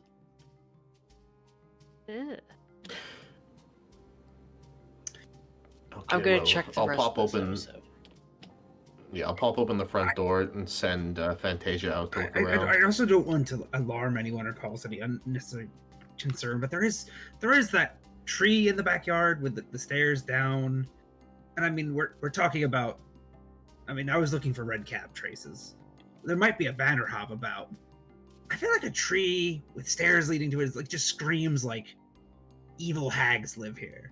What if they just had like wait, her name's Sister, right? What if she's the hag? No. Her name's Vata. She's a nun. Maybe that's what she wants you to think. Are there ways? Fantasia will look out. Can we take a bathroom break? Yeah, sure. Like, Just about to stuff my face. Yeah, I had the chips here. Like, What's our ETA with playing, so I know whether to crack open another energy drink or not? you go for another like hour and 15 minutes and try to hit 11 my time, if that's okay. Okay. Yeah, If you, that's fine if with you me. all want to end earlier and aim for like 10:45, like or 10:30, let me know now. No, it's totally I'll fine. wait for later. Yeah, Okay. I thought you. Yeah. All All right. Yeah, I don't work, so whatever. How many minutes on the bathroom break? 5 to 10, like we always do. Okay. All right. Be I'm right gonna see if I back. can Alrighty. experiment. Let's not go later than 11 though, because I do work tomorrow. Okay. Yeah. Okay. Well, they have a job.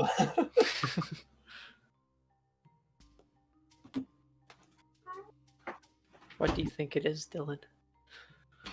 I still think it's like, fuck, what are they called? Those fucking gray, blue, red, white, black. America? Gray, blue, red, white, black. Yeah, they look like banner hops, but they're from the Limbo. Can't remember their name. Oh, I have no idea. The ones that when they... Salad. Salad, yeah. Salad. A nice Caesar salad. Isn't it like SLAAD? Something like that, yeah. Or I Yeah. think it's like SLAED, kind of like Særald. Yeah, I think that, yeah. Yeah. The salad. The salad monster. The salad crew. Fuck, having familiars is so useful. Yeah. Oh man. Yeah, feel like... I'm What? pretty sure the body disappeared at the door somehow. Either I think eaten. you got eaten. Yeah. Oh, yeah. I don't know. We're gonna I find don't the know what the Froborn scraping guy. is though. Well, Peter described the crooked man as having like jagged shit off the shoulders and stuff.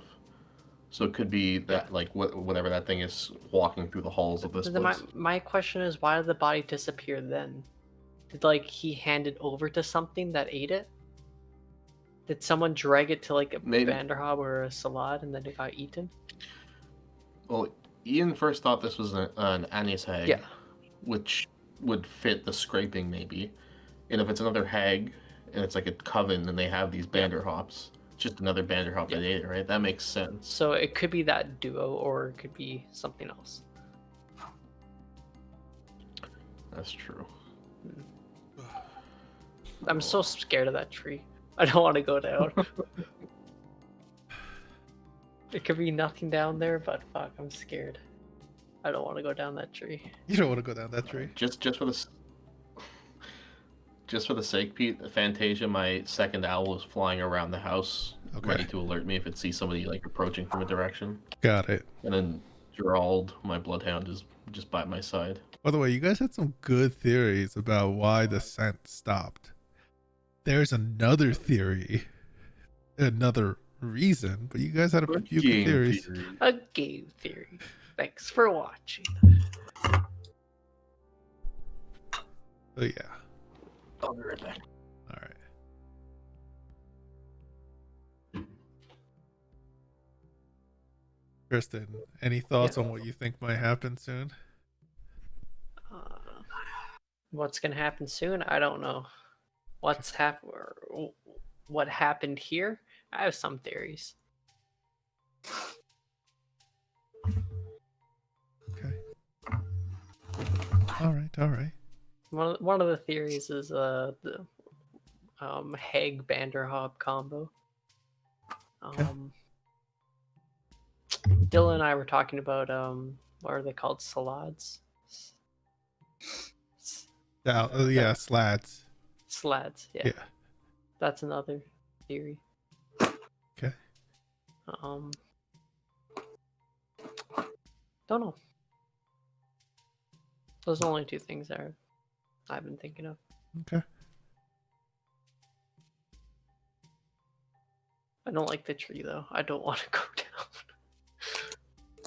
It's just gonna be bad things down there. You don't have to go down. We're going down. You absolutely don't have There's to go no down. way. I am not convincing. I mean, again, you all are individual characters. I know you're a group, but you all are also individual characters. You could do whatever the hell you want. I am just wondering what might happen.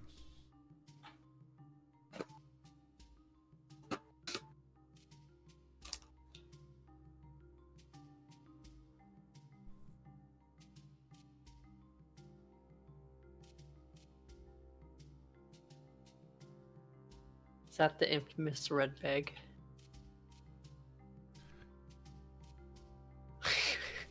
Can't see it.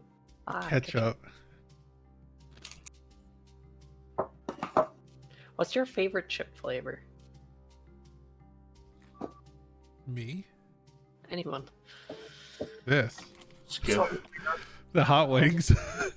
salt and vinegar only if it's Miss Vicky's. Oh, Miss Vicky's. Oh, I think some of my favorite chips are Miss Vicky's. I really like the malt vinegar ones. Pierogi Lace flavor, by the way, was so good. But it was limited edition. Sweet has to be ketchup, and then savory has to be dill pickle. Dill pickle's good. Yeah. I like all dressed too. Yeah, that one's one of my favorites. Any chip that's not like the basic flavors, like the fancy ass ones, like Pete's disgusting ones, are disgusting. They all taste the same, pretty much. I also like I think if I have to do like a top 3, it's probably like all dress is probably number 3. I do like what is it? The onions and cheddar. I forget what it's called. Cheddar onion, yeah. And then I don't know. Number one is probably like it has to be Miss Vicky's. It's either the malt. Like they're plain. It's either malt or sweet chili heat. Is that the one that? Let me Google that. Is that the one where they have jalapeno as well? Yeah. For now, Miss Vicky's is so good. Miss Vicky's is like the only chip brand. Samson, I'm with can you you. get away from my mic, please? Their jalapeno is really good too. I don't think there's really a Miss Vicky's flavor that I would not at least eat a handful of. If you can hear that, my cat's playing with the toy that was under my microphone. Yeah, I could hear the microphone shuffling. But yeah, since we're also ending a little earlier, because we're aiming to end at 11, so an hour from now. If anyone wants to hang around afterwards, play some games, let me know. Because Gia's working, but I'm not. Wait, is Miss Vicky's in America? No, that's why I haven't really been in the conversation with you guys for. That sucks. I'm so sorry. I thought you guys had Miss Vicky's. It might be, but either way, I have never got to try it. I love potato chips. Like, they're one of my most favorite snacks of all times because I love potatoes. You give me a potato and I will just enjoy myself. They're kettle cooked, so it's super crunchy. Kettle. See, okay, baked potato chips not as good. Kettle cooked, awesome. Yeah, you get that thick kettle crunch. Cuts inside your mouth, but you just want more. Yeah, and then it hurts more. You just don't know when to stop. You finish. You take a swig of water, and you're like, tastes like metal.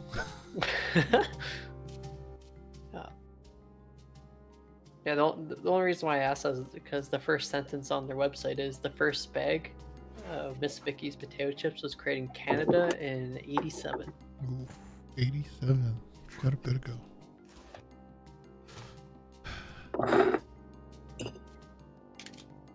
What products are there? Okay, let's see. They have honey Dijon. They're a little sweet for me. I think Sweets. Aside from, I hate barbecue chips, so aside from Miss Vicky's barbecue, the honey Dijon are disgusting. Yeah, they're not very good. No. And then they're unsalted. Is just why. You just want crunch. That's all you want. Harvest cheddar doesn't sound bad. Sour cream, caramelized onions, applewood smoked barbecue. A little sweet for me, but it's good. The sea salt and malt are the Then you fucking should definitely go classic. for chicharrones. Well, salt and vinegar Miss Vicky's is literally top tier classic chip. Yeah. They had a recall on them a few months ago, so I Really? Yeah. Why? I don't know, but I haven't Someone- bought any since. Someone fell into the vat of salt and vinegar. They weren't so crispy anymore.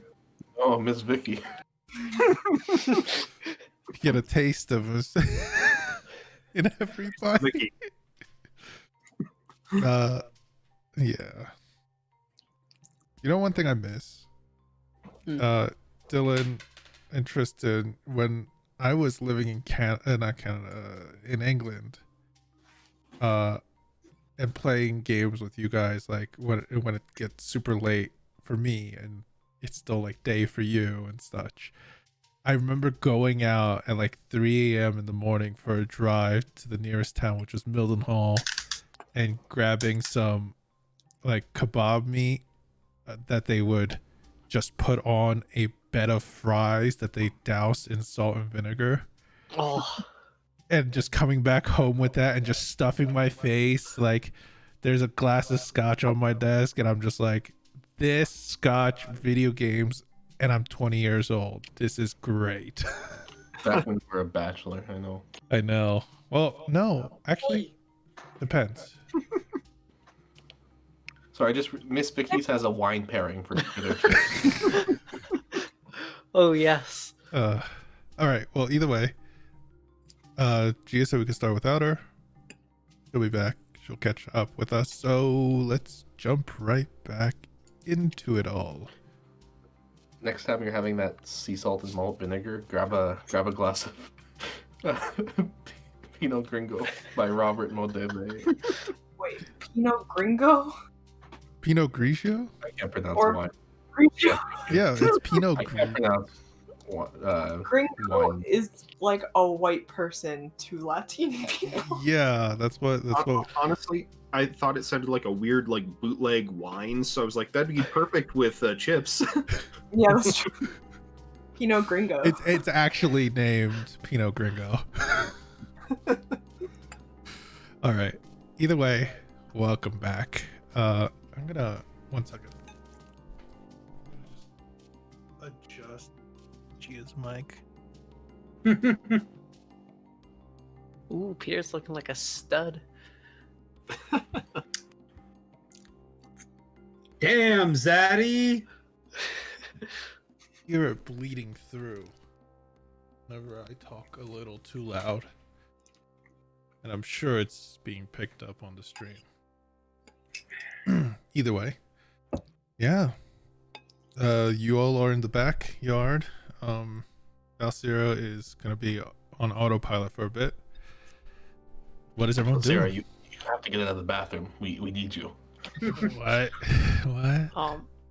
I'm looking throughout the house for anything else that is significant for this case. Okay.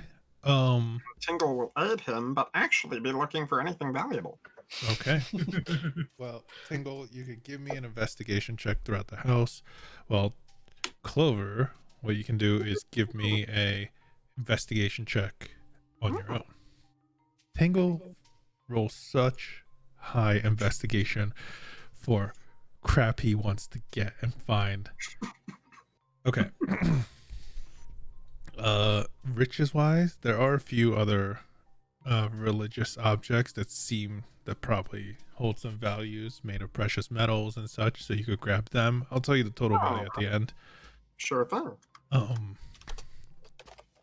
Clover. Yeah. You notice that the investigation wise, there doesn't seem to be anything too much other than a few notes of that's like to do things that she's written down that you found, where it says expand the catacombs and ask the 1 second, ask sheriff for fresh water. And are any of these dated? No, unfortunately not. Go back. Oh, sorry. With the Okay. 16, there's one last thing you would find, which is let Alora know where to find the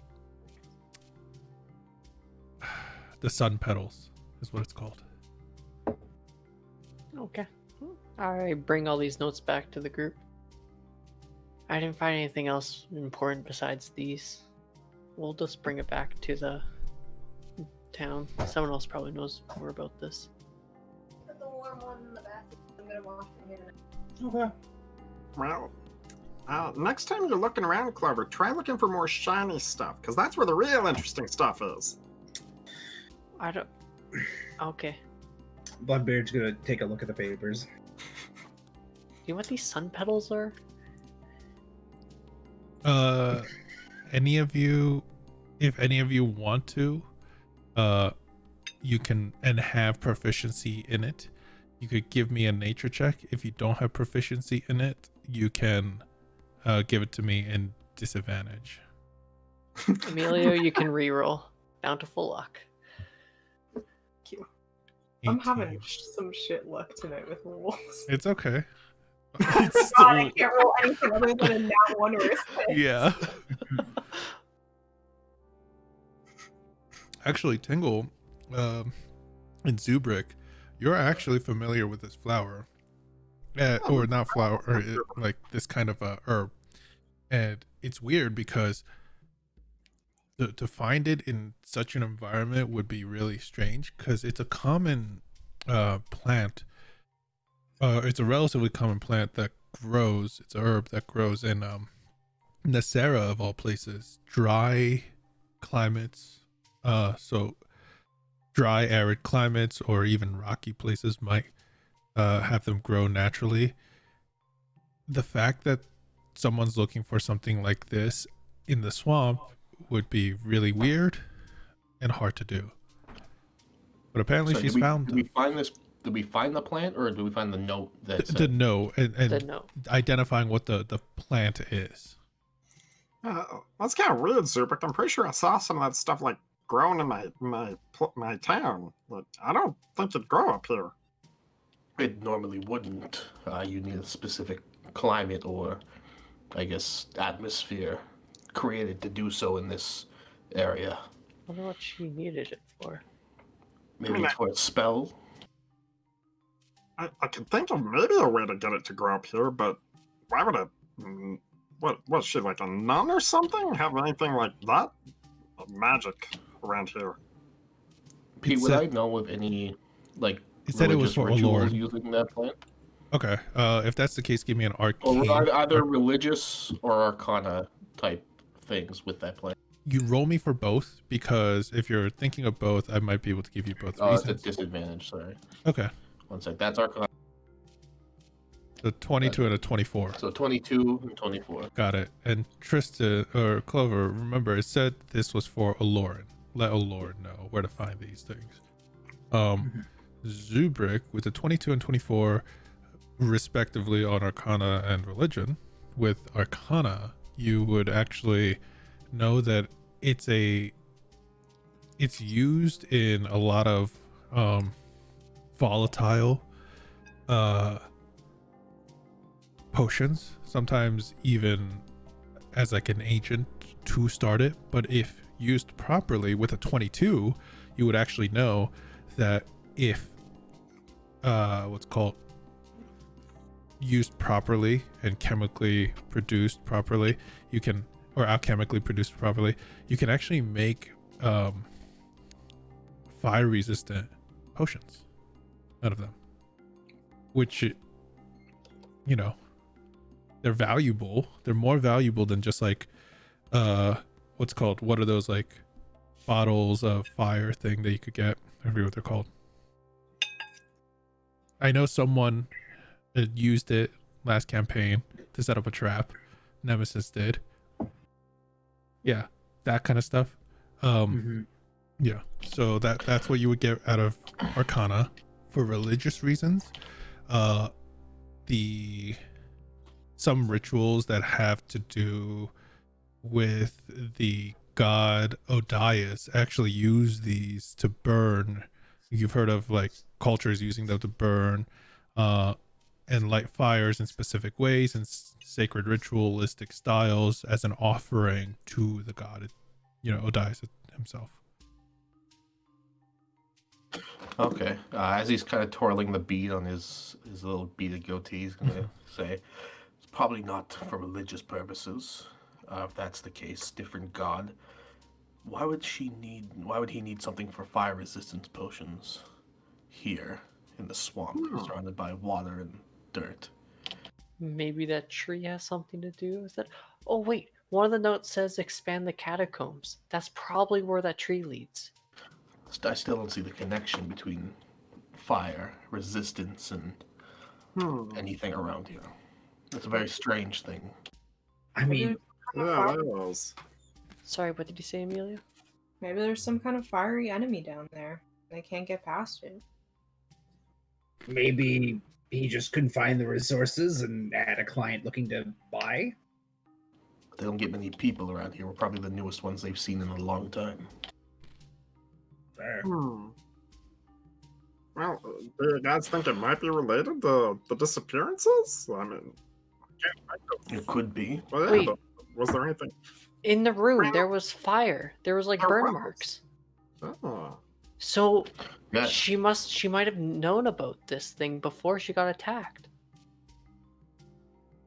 that can't be it. If you want to take Tingle a watch close, your skin. if you want to take a closer look at the burn marks, you may, and give me an investigation roll. Otherwise, just go about your day. Can I? You said there were scorch marks, so like, if I wipe my finger along the wall, will like the mark Some of the peel off or some- like wipe off? yeah, there's a bit of like sooty kind of leftover residue that rubs off on your thumb. Can I taste it? Does it taste like charcoaly fire, arcane fire? Give me an Arcana check.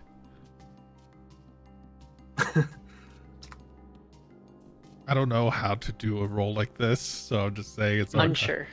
Well, I'm just trying to discern if, because I would know, obviously, the difference between like a charcoal taste. Yes. Or So how about a this? firebolt to myself. Give me an investigation check, like I said before, on it, and let me see if All right. you can. Okay. So with a 14, you look around. If it was using these sun petals stuff, these herbs, there's no alchemical. It needs an alchemical, process first before it becomes volatile or resistant to.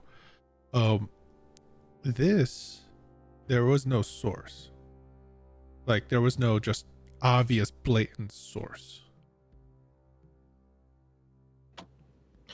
Thinking this is some sort of magical fire, or Okay. a beast was naturally able to produce this. Do we know of anything like that might be around here, or just anything like that at all? Well, they know magic; they can just cast it. But I don't know of any creatures, to my knowledge. What's the name on the note again? It is, sorry, I have a mouthful of chips. Okay. It is, Alan? Aloran. Aloran. Oh, that's the alchemist guy. Yeah. Yes. That make.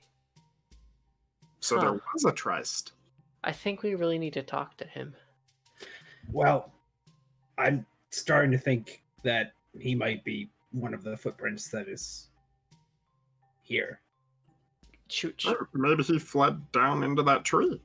Should we take note on how big these footprints are, and then when we're by him, try to grab his foot? Are we going to Cinderella this? Because I can take a mental note and minor image it or minor illusion it later. I think that's a great idea. Maybe we can trace it. On a piece Yeah, of we paper. can always trace it and then minor illusion it while we're there, while he's not looking. Okay, I'm not wasting my parchment on tracing a Anybody footprint. else have parchment? Didn't think so. I don't really do the writing. Do you know how to write? Yeah. Okay. I just Good. Do you know how to write? And then, like, he takes the pencil like this, and he's like, Clover.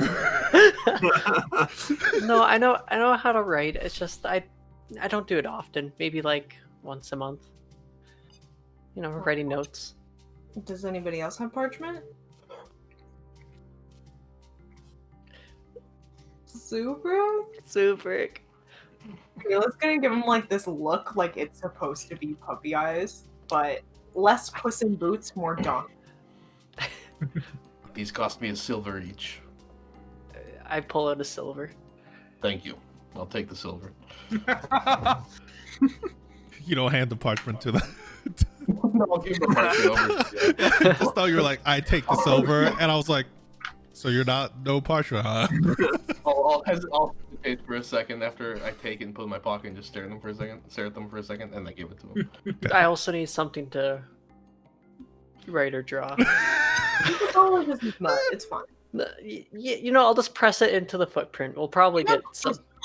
Oh, that's nice paper. I I'll paid take out a for piece this of charcoal, paper. just toss it to him. Just take the charcoal. Just do it. Okay. Yeah. So you have a writing utensil now? Yeah. I'll trace the foot Okay. print. You trace the size of the foot. Now that you're looking at it, where you think, because it's not like full footprints, there are portions of it, so you kind of have to piece it together. You realize it's big, you know, it's the size of a foot, bigger than the average person, but it looks also a little gangly, like thinner, you know, narrow, which is odd. The fact that it's it's long but narrow, yeah. Which foot did I get? The left or right? I'll say the right foot. This guy has a really weird right foot. Probably has one of those Dr. Soul in Souls. Dr. Shoal in Souls. Maybe it's the crooked man's foot. Or maybe he just has Just has like really weirdly tiny feet. And that's why he wears a big cloak, because he wants to hide the size of his feet. Crooked People- man's skinny feet. People can be born with not normal feet. Yeah, maybe it's just a deformity. I'm born with 4 toes. I'm kidding. What the? I wouldn't be the least bit surprised anymore. It's like Clover doesn't even have toes? Clover doesn't even have toes. It's just hooves. You look and I just have like 2 the entire time. Just like Lego feet down there. Yeah. I thought I could make a joke. We all thought he had shoes on, but they were just painted.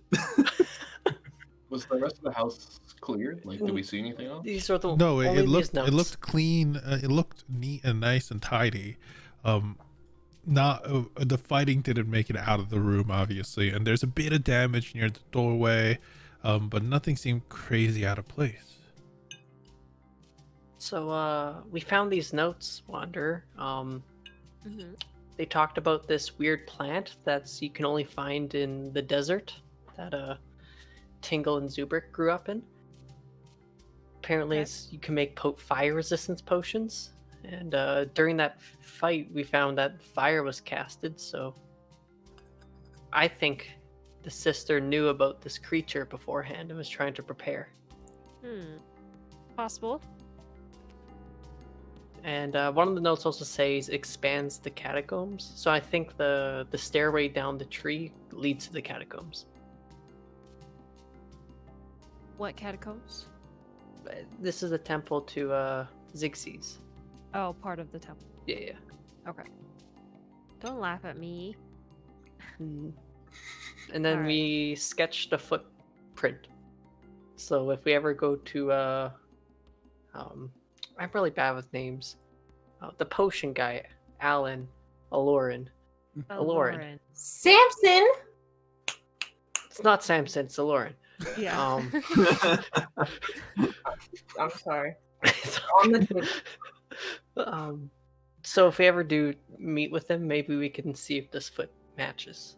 Okay, like a little Cinderella kind of thing. All right. They're not That's the a good same idea.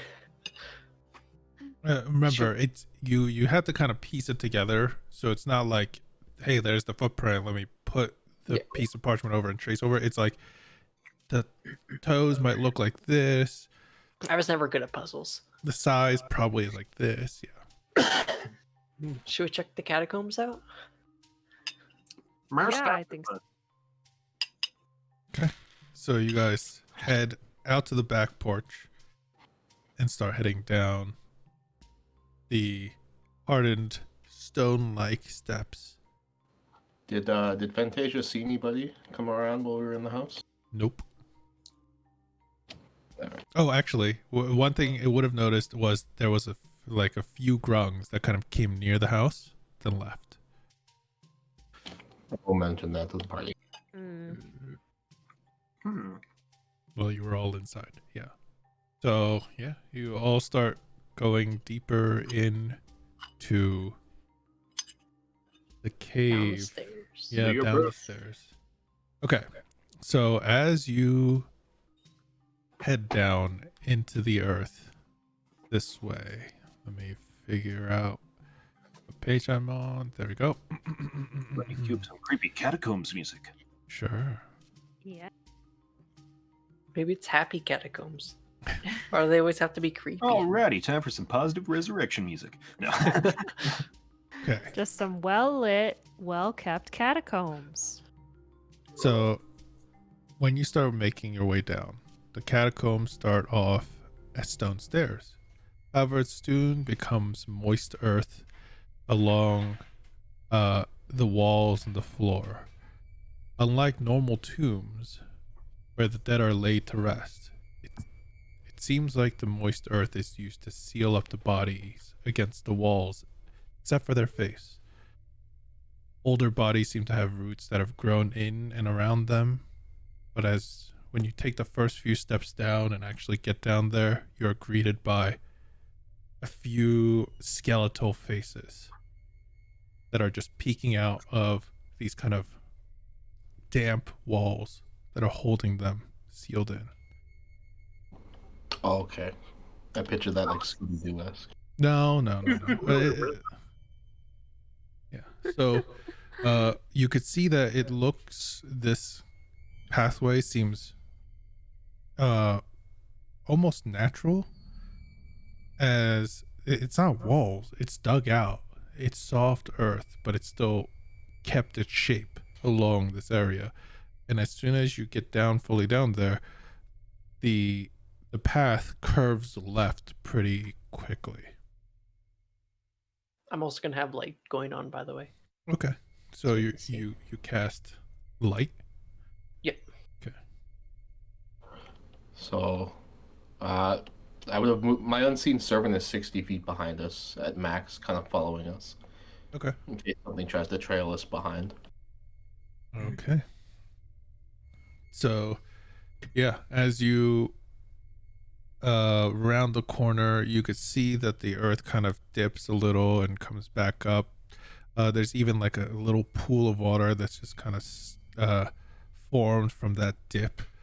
There are rocks that have been kind of dug up and around. It literally is it seems like they dug out the natural soft earth as much as they could. And along the walls you would see these faces. And most of them are skeleton, but the deeper you go, when you start turning the right corner, after the hallway turns right once more, you could see that some of these faces, they're not fully skeletal anymore. Long, gaunt faces, kind of skin starting to be stretched and dried. The earth has preserved them quite well. Yeah.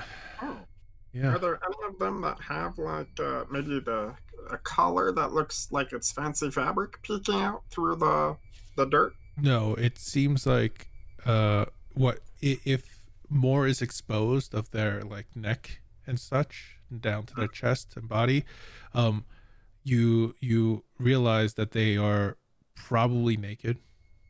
The one or two that where the earth has worn away. Huh? It's one of those kind of tombs. They don't get buried with their stuff. Yeah. The places This where is kind of a whole morbid sort of death to the earth, life again kind of thing. I didn't expect them to have anything on them. Yeah. I always hope. Just out of what's it called? Safety. I'm gonna cast detect poison and disease to make sure there's no like disease that are decaying bodies all around. Get used to that spell no one uses. Yeah, you go, buddy. Wait, what spell are you using? I have to refresh. Detect stuff. poison and disease. There's a lot of decaying bodies around us. I'm just making sure we're not Okay. slowly getting diseased by being in the catacombs. Good idea. Okay. So, It's like detect magic, but it's poison and disease. Yeah. Okay. Detect poison and disease. No, actually, there would be. Okay. Oh wait. Does Zuubrik Duration, you sense the presence and locations of poisonous creatures and diseases within 30 feet of you. Yeah, no. Okay. So I'm going to just let me adjust a few things. If you must discuss, do it. But I believe you guys are all traveling quietly down, right? Yep. Yeah. Okay. So you're quite deep in the catacombs at this point, like just winding through, and you realize there is a there's a bit of a branch in a quite a large open spacious area. The open area has in the back, you know, there are more bodies and it's kind of dug out, but then it just ends. You could see the end with the source of light. But to the right, it looks like there's more that's dug through here. And a smaller path that leads to an opening. But as soon as because you have the light going, right? And How- Tingle still has his 3 pieces of broken furniture that are Yeah. lit up as well. So the light cantrip, it's like the torch light, you know, it's almost like a Yeah. torch light. As soon as you 40 turn that feet. corner, Yeah, you hear 2020. as soon as that you turn that corner where the hallway splits in two like this, you would hear shuffling. You hear in the distance.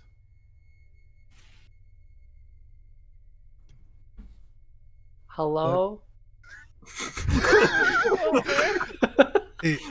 That echoes kind of throughout the room.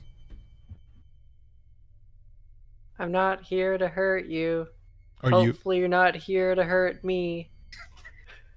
Can I cover Clover's mouth Yes, sure. and then send my bloodhound forward? Okay, give me a second. Do I have a dog thing? I should just create you a mastiff thing so you can. Alright. Yeah, I don't have a blood thing. Or I'm dog gonna thing. grab water real quick. while Oh you no, I figure do. that out. I do. They're here. I thought I created one. There it is. There. So you send it forward, right? Yeah. Goes down the narrow hallway, and are you looking through it? It does not have dark vision, so it was more of just he gets hit first, and we know kind of. Okay. How far are you gonna keep the mastiff in front of you? He can go 100 feet that I can sense him. Past that, I can't sense him, so about 100 feet. Okay. So you're just gonna send him down 100 feet in front of you. Yeah. Should I be able to see a map? No. Okay. It sounded like you were putting a symbol on a map or something. I'm using a map, but until Oh. it needs to happen, I don't want to use it. Because normally when I make a map, you're like, you all expect, here comes combat. Like, I know you all expect it. So this time I tried to be like, wait until you already expect combat anyway. So Okay. you know what? I guess this point is good enough that I can show what's happening. Believe in our RP. We can pretend we don't know what's going on. Taken advantage of with that kind of stuff all the time. All right, here is this. Ooh, this is a cool one. Yeah, put it together. Here's that, and then let me change it so it's the map one. And yeah, Which direction did we come from? you came from the direction down The left side. here. Yeah, left Okay, side. so we went that direction. Yeah. And Okay. this is the split that I told you where it's like it looks like it's a cavern that seems to end over here, and then this one is a more of a narrow passageway that seems a little more recent that you could. Okay. So yeah, here's the mastiff. I think I am the only one that can control it. So Dylan, are you looking through its senses? Yeah, I guess that would make the most sense. Okay, then if that's the case, I'm gonna let you control it.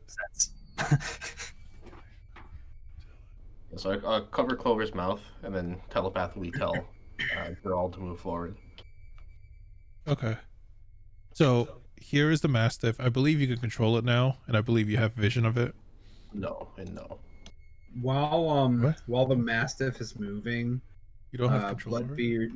Bloodbeard's gonna go like around this corner and try to like press up and hide.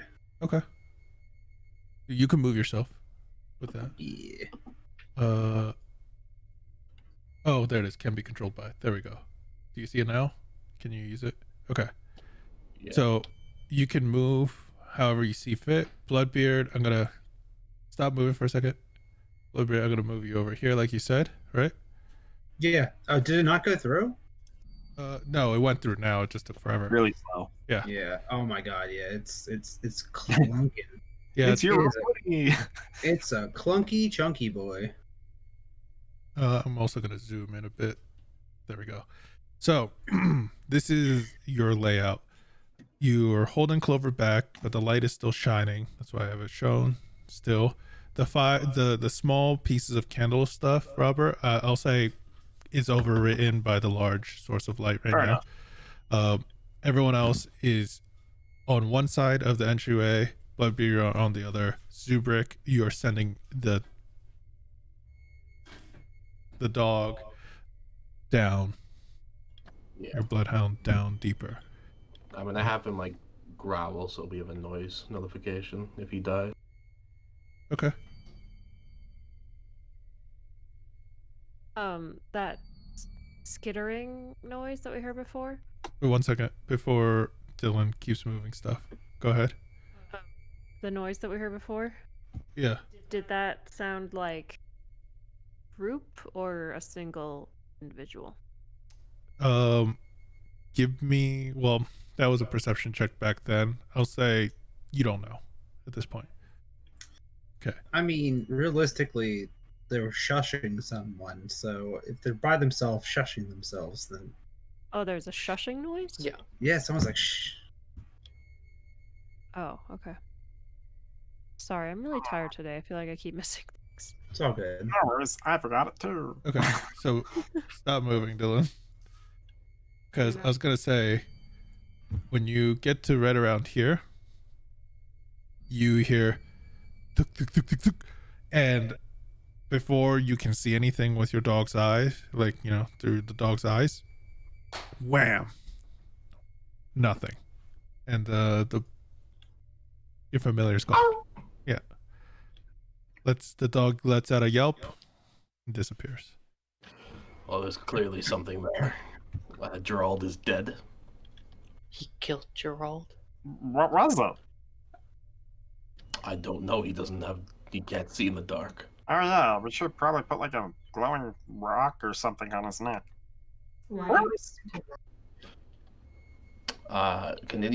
Clover, can you cast light onto a coin for me? I could. Will you? I mean, I got Why? one right here. So I can send my servant down there. Why with a can't I glowing just coin. go down there? Because you'll die like my dog. You I can't believe see in them. I don't think they're gonna hurt. Clover. They killed my dog. I'm gonna Yes, grab because Clover's it's a arm. dog. Imagine if a dog was running towards you. Don't worry, the Clover. cat I would kill got it? your back. Tingo's gonna toss a piece of glowing debris down the hallway. Okay, I'm gonna create a little source of light. I don't even know how. Damn it! Where's the little candle when you need one? Light. If you guys want to follow behind me, go ahead. But I am gonna walk forward. I'll go with Clover. I'm just gonna post a picture of my threatening dog in chat. Give me a second. Bright light. These catacombs should 5 only feet. have like one entrance. 5 feet. There's no way for them to There. escape. And the thing you really learn fast about ancient tombs and I guess catacombs, Clover, is that there's always some weird hidden entrance where some horrible monstrosities have snuck up from beneath. But you heard them. They're I'll say- speaking common. We heard them speak words too that I missed. No, we didn't hear them speak. We heard them hush. That's not That's- a universal. That They is very killed my dog. universal. Well, that's the thing, is that it's universal, so they could have been speaking any language. But they speak. They're intelligent. I'm Okay. walking down. Okay. I'm following. I'm walking down as it echoes. Yeah. Sorry, what did you say? I need to know everyone's passive I don't know. perceptions. Keep walking. I need to know everyone's passive perceptions as 13. you. 13. What? 14. Okay, so 14 is the highest, right? Yes. Yep. Okay. Cool. All right. Start moving your characters. As Clover is doing this, because it's the stupidest thing I've ever heard, I'm gonna cast my dancing lights. It's 120-foot range, so like that. Okay. But like one on top of Clover now, one 30 feet in front of him, 30 feet. I 30 feet. believe you can create the dancing light stuff. I might have to change the light physics on him. Okay, one second. As I'm walking down, I'm just saying, I'm coming down. I'm not here to hurt. If the light things aren't working, let me know. Wait, stop Yeah, moving. no. Stop moving. I see a light. Yeah. Yeah, they're working for me. Okay, so the lights are working? Yeah. Yeah. Okay, cool. Yep. So like that. All right. So Maybe not it's working. Clover that's making. Oh, it's Clover that's making the light. I think. okay, then stop moving. This is I okay. How much light do these give off? Real quick. Let me just Uh, torch. So 40, was it 40. 2020? Well, Oh, sorry, 10-foot radius. so 5. Torch size. 5'10". 5 bright light, 5 low light. There we go. And 5. 2 more. There's no like macro for the new dynamic light stuff, which is really annoying because I want to use the new dynamic light. But there it is. So go ahead. You can start moving. hello. Not here to hurt. Please don't jump me. That'd be very rude. Okay, everyone stop. So at this point, Valcyra, with the lights, you could see this guy. There's a red cap hiding behind the rock there. Oh, just as I suspected. But this is when you see the red cap lunge out from behind. You're not surprised by this. I just need God damn Your it. chest, no. I'll see her your titty. Most importantly. I just need everyone to roll initiative, please. Ooh, alrighty. Is this going to be a big fight that will take more than 25 minutes? We can end it partially or somewhat into it.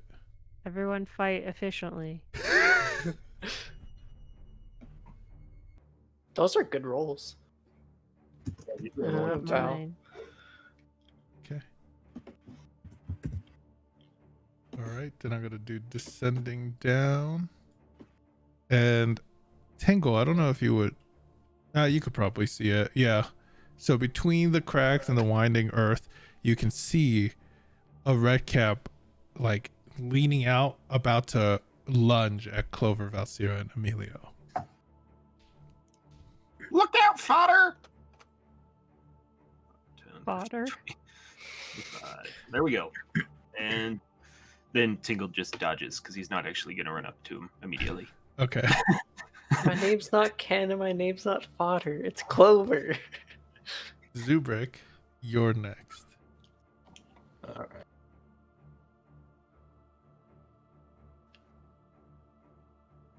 Move 30 feet. I'm gonna try to just firebolt him. Okay, so you run down. My dog. Damn. And you firebolt him. All right, Nice. roll your 18 damage. to hit. We should auto damage. Okay. minus 5 points. Yeah, as you launch the firebolt at him, you could see that even with this partial covering of the rock, you managed to what's called graze his like shoulder as he's about to like pull himself out. And now it is Amos, Bloodbeard, your turn. All right. Just for ease of mind, Bloodbeard sees people are moving. He's going to go 5, 10, 15, 20. He's not going to see anything. He's going to shrug, go 25, 30. He's going to cunning action, dash, 35, 40. Wait. And he is... I don't see you move. So you're cunning action dashing, right? Yeah, cutting action. Basically, I basically moved to the corner by those mushroom things. Okay. Looked around the corner. I didn't see anything. Let me just let me just do this. As Okay. you turn around to run back towards your allies, you see the darkness move. Something lunges out, and a claw scrapes you. God damn it! Scrapes at you. It was a Vanderhelm hiding in the corner. I had a feeling that something was over there, but Yeah. that's fine. Absolutely, it was over there. Go ahead. Make your opportunity attack. Yeah, it's gonna make an opportunity attack. Where is the thing? Oh, you're about to go. I moved over, but I'm gonna literally just walk back and start shanking it in a second. Yeah, it's going to use its tongue. Oh, well, actually, how far did you move? You said up like 20 feet back, right? I moved. You were dashing. So I moved here 20, then I moved 25 here, and then 30 was here. Okay. If that's the case, it's just gonna bite you as soon as you're out of range. Okay. And it's a 14 to hit you. Actually, it was hiding, so it's advantage. It's a 24 to hit you. Well, then yes, that. Sorry, I forgot that it was hiding, because that's a surprise surprise like attack. So, it deals 18 points of piercing damage as it manages to chomp on your arm just as you're about to leave. Okay. And you are Wait, grappled. how many points of piercing damage? 18. Okay. Oh man. Let me get my calculator. Bloodbeard's gonna yell. It's gonna sound like curses. And since you're grappled, you actually don't move. Oh, Oh. that's perfect because I don't want to waste more movement speed on this shithead head. Bloodbeard is going to bonus action cast Searing Smite on his cutlass, and then he is going to try and shank this stupid motherfucker. Okay, give me a quick second. I just want to look for restrained. Also, Am I before we grappled forget- or restrained? You're both technically, because you're grappled, and then it says until the grapple ends, the target is restrained. Fuck! So Damn it, Pete. yeah, Alright. speed is 0. Attack rolls against the creature. Disadvantage, yeah. Yep. So No. that would be a 19. No, hit. no. Oh yeah, and attack rolls have disadvantage. Yep, Yeah. you're right. So ignore sneak attack. So it's just 11 slashing and... Oh crap. Why does it try to cast this every single time? I gotta edit Searing Smite so it doesn't fucking lag out my PC. And it takes an additional... Fire. Why did it? Yeah, additional 5. 5 fire, and it will catch on fire. Okay, so as it's lit on fire, -5, and then -9 or 11, right?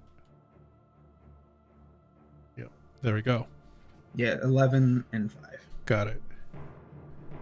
Yeah, as it bites one of your arms, you take the other arm, light it on fire, and you start hacking at it. You're restrained and grappled, however, you are fighting back. You guys would hear Amos scream in the back, somewhere further back. And yeah, now let's move on to, I believe that's your turn, right?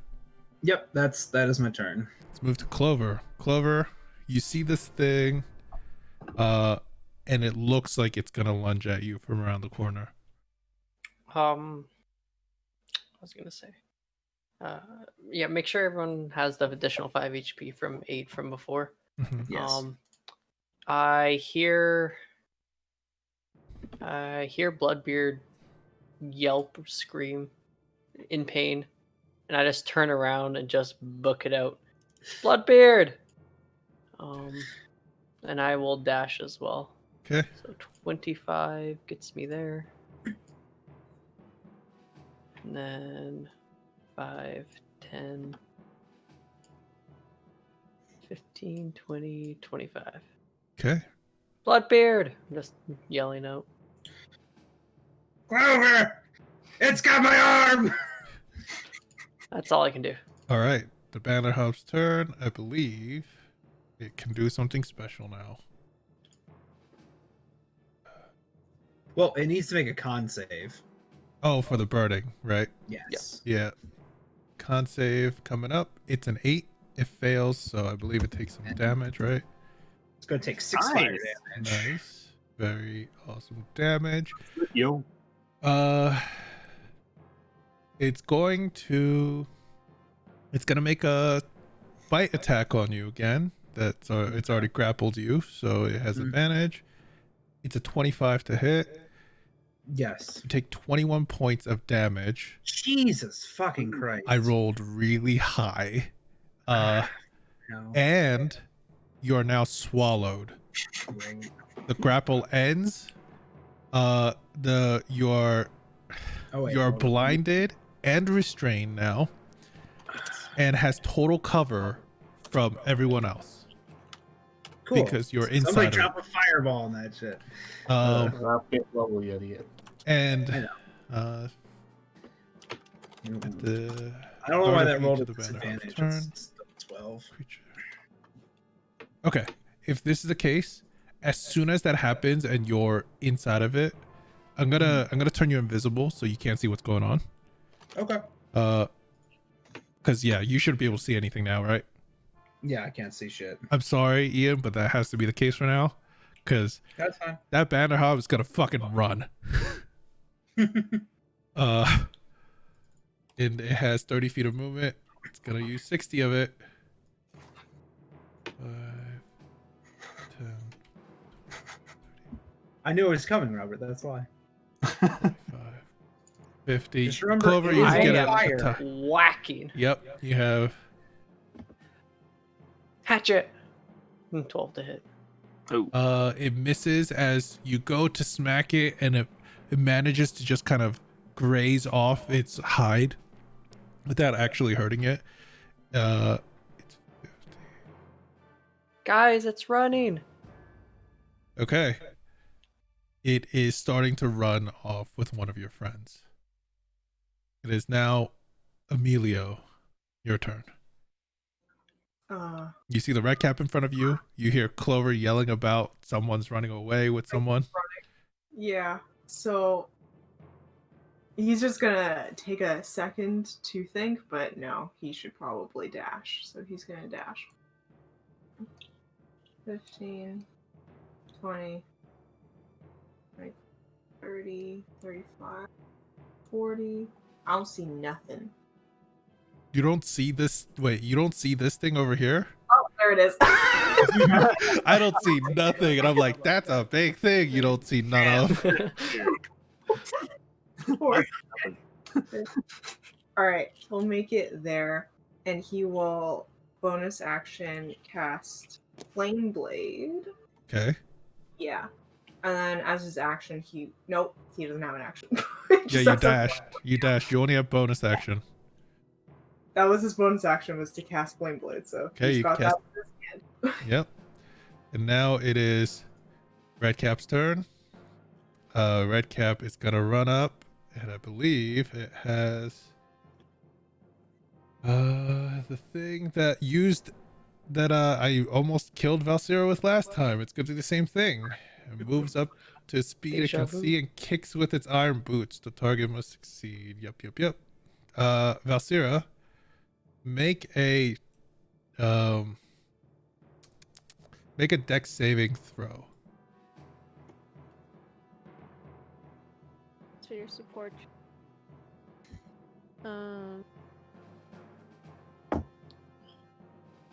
Oh. Okay. It runs up to you and it literally just drop kicks you, landing its two massive steel feet into you like last time this happened. You're going to take let me see if I have a roll for it. Nope, I don't. I literally, it's been so long since I rolled with these things that Guess he just gave up. nope. You're gonna take 3d10 plus some number of damage. +4. Yep. I'm just looking for my d10s. There it is. Bye, everyone. You're going to take 18, 24, 28 points of bludgeoning damage as he lands on you with his steel boots, and you're knocked prone. So I believe status effect thing. I gotta figure out how to do this again. But prone is this one. Only so you can stand up after third. Yeah, you know all this. Just because of the sheer force of it? Yeah, basically you're knocked over. Yeah. It is, however, it is your turn.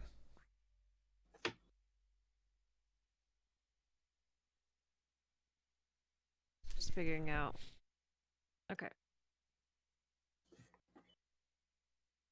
All right, well, I will get up Okay. and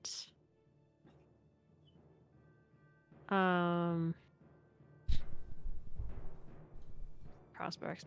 Okay, so I will cast Slayer's Prey on him. Okay. Wait. That's your ability thing, right? Yeah. Okay. Why? No, because I don't think you have to cast that. I think it's just an ability that you're marking him. The So. Slayer's Slayer's Prey on him. Okay. Can you click on that just so I know what it does again? It's been so long. Okay, go ahead. While you continue, I'll read this. Okay. And then I will shoot him. Okay. Ben. Okay. So Should bonus action Slayer's Prey, and then you're going to crossbow him. It's going to deal 10 points of damage, Nice. and he seems a little hurt. Great. Do I have movement? You have half your movement left because you stood up. So that's 15. Yep. Okay. The red cap is actually going to, as you leave, it's going to make an opportunity attack at you with its sickle. Okay. It's a 15 to hit. It does hit. Can I do Hellish Rebuke? Yes. You first will take 8 points of damage. Then you use Hellish Rebuke as these flames from your injuries billow out and reach out for the red cap. It has to make a dex save. Roll your Hellish Rebuke damage. Nice. Ooh. 17. All right. It fails. Its dex saving throw was a 7 and takes 17 points of damage. Seems Nice. pretty hurt right now. Good. He Oh, deserves it. all right. Valcyra, as you're fighting all this, you see from even a little further back, there's another red cap hiding around the corner. As the red cap rushes out. Oh, damn it. Damn it, I made him big. There we go. God damn it. 5. I'm having so much trouble. He runs around the corner, trips over rock, goes, let me do it again. He just suddenly dies. He's gonna run up all the way up to here, and Oh no. as he dashes for this positioning, and Yeah, that's all he can really do. It is now. Do either of us get an opportunity attack because he No. just rushed up to us? No, it's if they leave your possible damage range. Right. Tingle, it is your turn. Get away from Zuubrik! Tingle walk up and Thanks, try and buddy. sock it in the face. Okay. Okay, normal. And Thunder Gauntlet. It will hit. Yay! As What, you weird freak! you hear the whining up of your thunder gauntlets as you rush up, you land your fists into its body, and you hear the discharge and deal 7 points of thunder damage. And it has disadvantage to attack anyone else other than you. Mm-hmm. Okay. Zuubrik, it's your turn. All right, I will.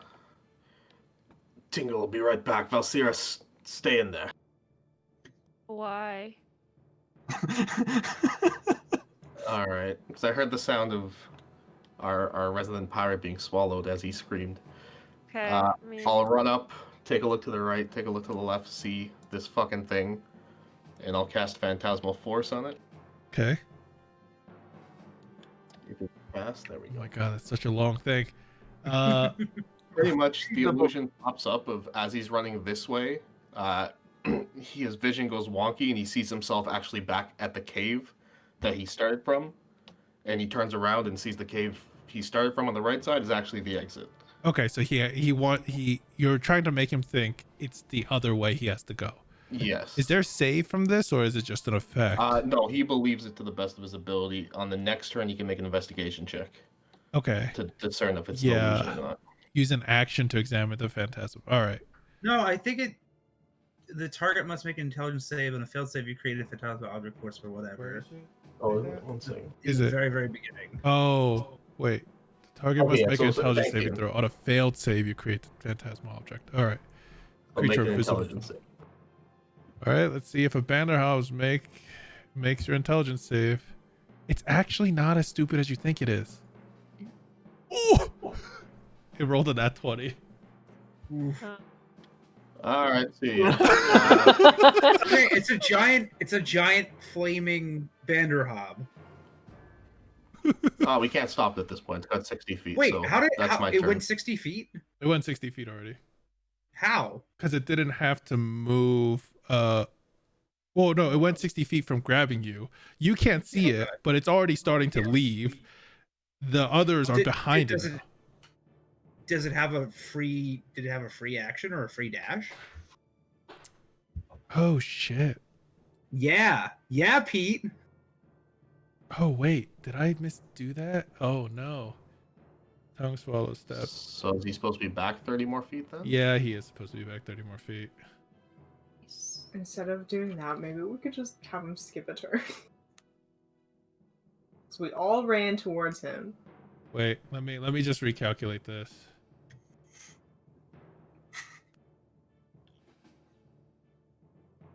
He would be here. That's where he would be. Then wouldn't we all move Yeah. to where I'll say you can move slightly differently, just a little bit. I would have moved up to him? Yeah. Okay, you would have been there. Okay. I can still see him from right here, so. Okay. So that's what you did. He succeeded on the save. And now it is Bloodbeard, your turn. Cool. You're blinded, Bloodbeard. restrained. Bloodbeard is going to take a very deep sigh and inhale. Okay. It's gross. It's so gross. Frog mouth, you know. He's just visualizing this, and it's cutting time. Maybe. It's an 11 to hit. Okay. It doesn't hit. Its insides are too tough as you're trying to move your body, but you can't really swing. So it doesn't seem like your blade's cutting into him. I just thought, I was like, what did I do for cutting action? I'm gonna cutting action hide inside of his belly. And yeah, that's all I can do because Okay. I can actually hide in his belly. Forget they're in there. Yeah. Clover, it's your turn. I am taking a step back. Okay. No attack of opportunity. It can't because it's only attack it can do. It can't do while it has somebody swallowed, I believe. Oh, hell yeah. So. As I step back, I see Valcyra is bloodied. Way Wait, over there. Wait. Banner Hub can only have one creature swallowed at a time. While the Banner Hub isn't incapacitated, it can. Okay. Yep. No, I think it can bite. It just can't swallow you. So Yeah. it is going to make that bite attack. It's a 10 to hit. No. Yeah, go ahead. I take a step back, and with the coin on the ground, I see there's the red cap, and Valcyra's bloodied. So I will guiding bolt that red cap down there. The further one or the closer one? I can only see this one right here. I can't ping. Okay, there we that go. one. Okay, so you're gonna guiding bolt it? Yep. All right. Oh, It that would have hits. done so much. It hits. It hits? Because It it's hits? it's an 11, right? Yeah, 11 to hit. man. Oh no, its armor class is 13. Oops. Oh, I have the numbers written wrong here. It look should. at that near max roll. That was near max roll. 5566. Oof. Sorry. That's my turn. Okay. Actually, I'm gonna take a step here, so he has to go around me. Okay. Let's take a further step around you. Yep. Got it. It is now the Banner Hop's turn. It is going. Make a con save. Yes, but before I do that, I have to make sure that you don't have to make a save. Listen, okay, so what would trigger first? It's at the start of his turn. We Both could of them go roll. off. We could roll Yeah. to see. Yeah, Good old fashioned roll off. I would Or say he at was the start of the turn, so we're gonna roll. okay, but Pete, I'm inside your belly. You're on fire. Okay, sure, fine. We'll take 3 points of It's damage. 1d6 versus like 3 or 4d6. Like, It rolls give a con. me this. Okay, fine. It rolls a con save. Yes. It's an 18.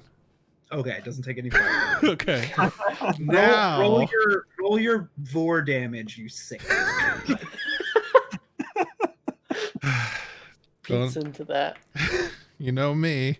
I hope Well, not. It is It's all the miniatures, it's just like Griffin. you take 13 points of necrotic damage. You cocksucker. What? What's your Literally, that is my HP. is that your HP? I don't That have is literally my HP. I know. I couldn't look at it because I turned you invisible. Yep. Because I can't see it too though. Bloodbeard is unconscious. I mean, Gio, you want to look at the dice to make sure I'm not cheating? No, I'm just, yeah. After the Banderhob's turn, we end. Yep. That was at the beginning of the turn for the Yep. Banner Hub. It is going to now dash 60 feet. So 5. And then I know you guys will get to make your opportunity attacks. Oh, I can't hit for. Ooh. 30. With my flame blade, because technically it's a blade in my hand. But it's Sure. Well, no. It's click on the flame blade spell. where is it? Ignore the dice that just rolled. Oh, I thought it would show the thing. Hold Oh, on. max damage roll. I mean, do you want to ignore those dice? That's pretty fucking sick. No, I don't, but he wants the description, and I can't get the. Thank you. You Dylan. evoke a fiery blade in your free hand. The blade is similar to the size, shape of scimitar. Sure, I'll let you use it then. Yeah. Alright, then that was the.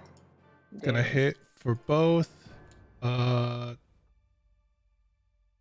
No, the flame blade's gonna hit, the hatchet's not, and the flame blade is gonna deal 18 points of fire damage. Nice. And it runs, and it's continuing to run away. Huh? That was max damage. Was it? Yeah, Nice. 86. All right, and that is, I guess, where we will have to pause it for today. Oh, Where with one of the characters currently being taken I'm a hostage. war hostage. Yeah, taken hostage and being Some rid of. people would love to have that opportunity. But how will Bloodbeard suck and fuck his way out of this one? Find out next week. Oh, roll call. Good night, everyone. I can't believe you checked that corner because I was like, you already Why? see, Okay. you already see Yeah, most I of was it. So I was like, Yeah, it's like, I was like, there's something hiding here. So if anything, I'm just gonna draw it out. And it was, of course, the fucking Vanderhob rolling fucking godly amounts of damage. Like, all right, cool. As soon as it bit me, I was like, fuck. I was hoping my stealth check had broken its passive or was above its passive, but I rolled like ass. So. yeah.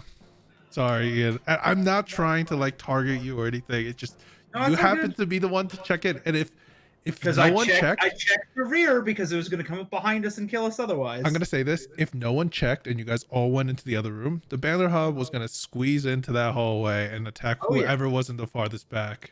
That's all it would have done. Yeah. Yeah. Hey, Ian. Yeah. Do you remember how at the start of this session you said that? Well, You're What gonna is die first. having run a Vanderhob before, unless they're really good at like stealing people. So Yeah, they really are. I don't think I'm gonna die. I'm just not gonna. No, be you're able to- stable. You're actually stable. I'm stable. Yeah, Yeah. I don't have to.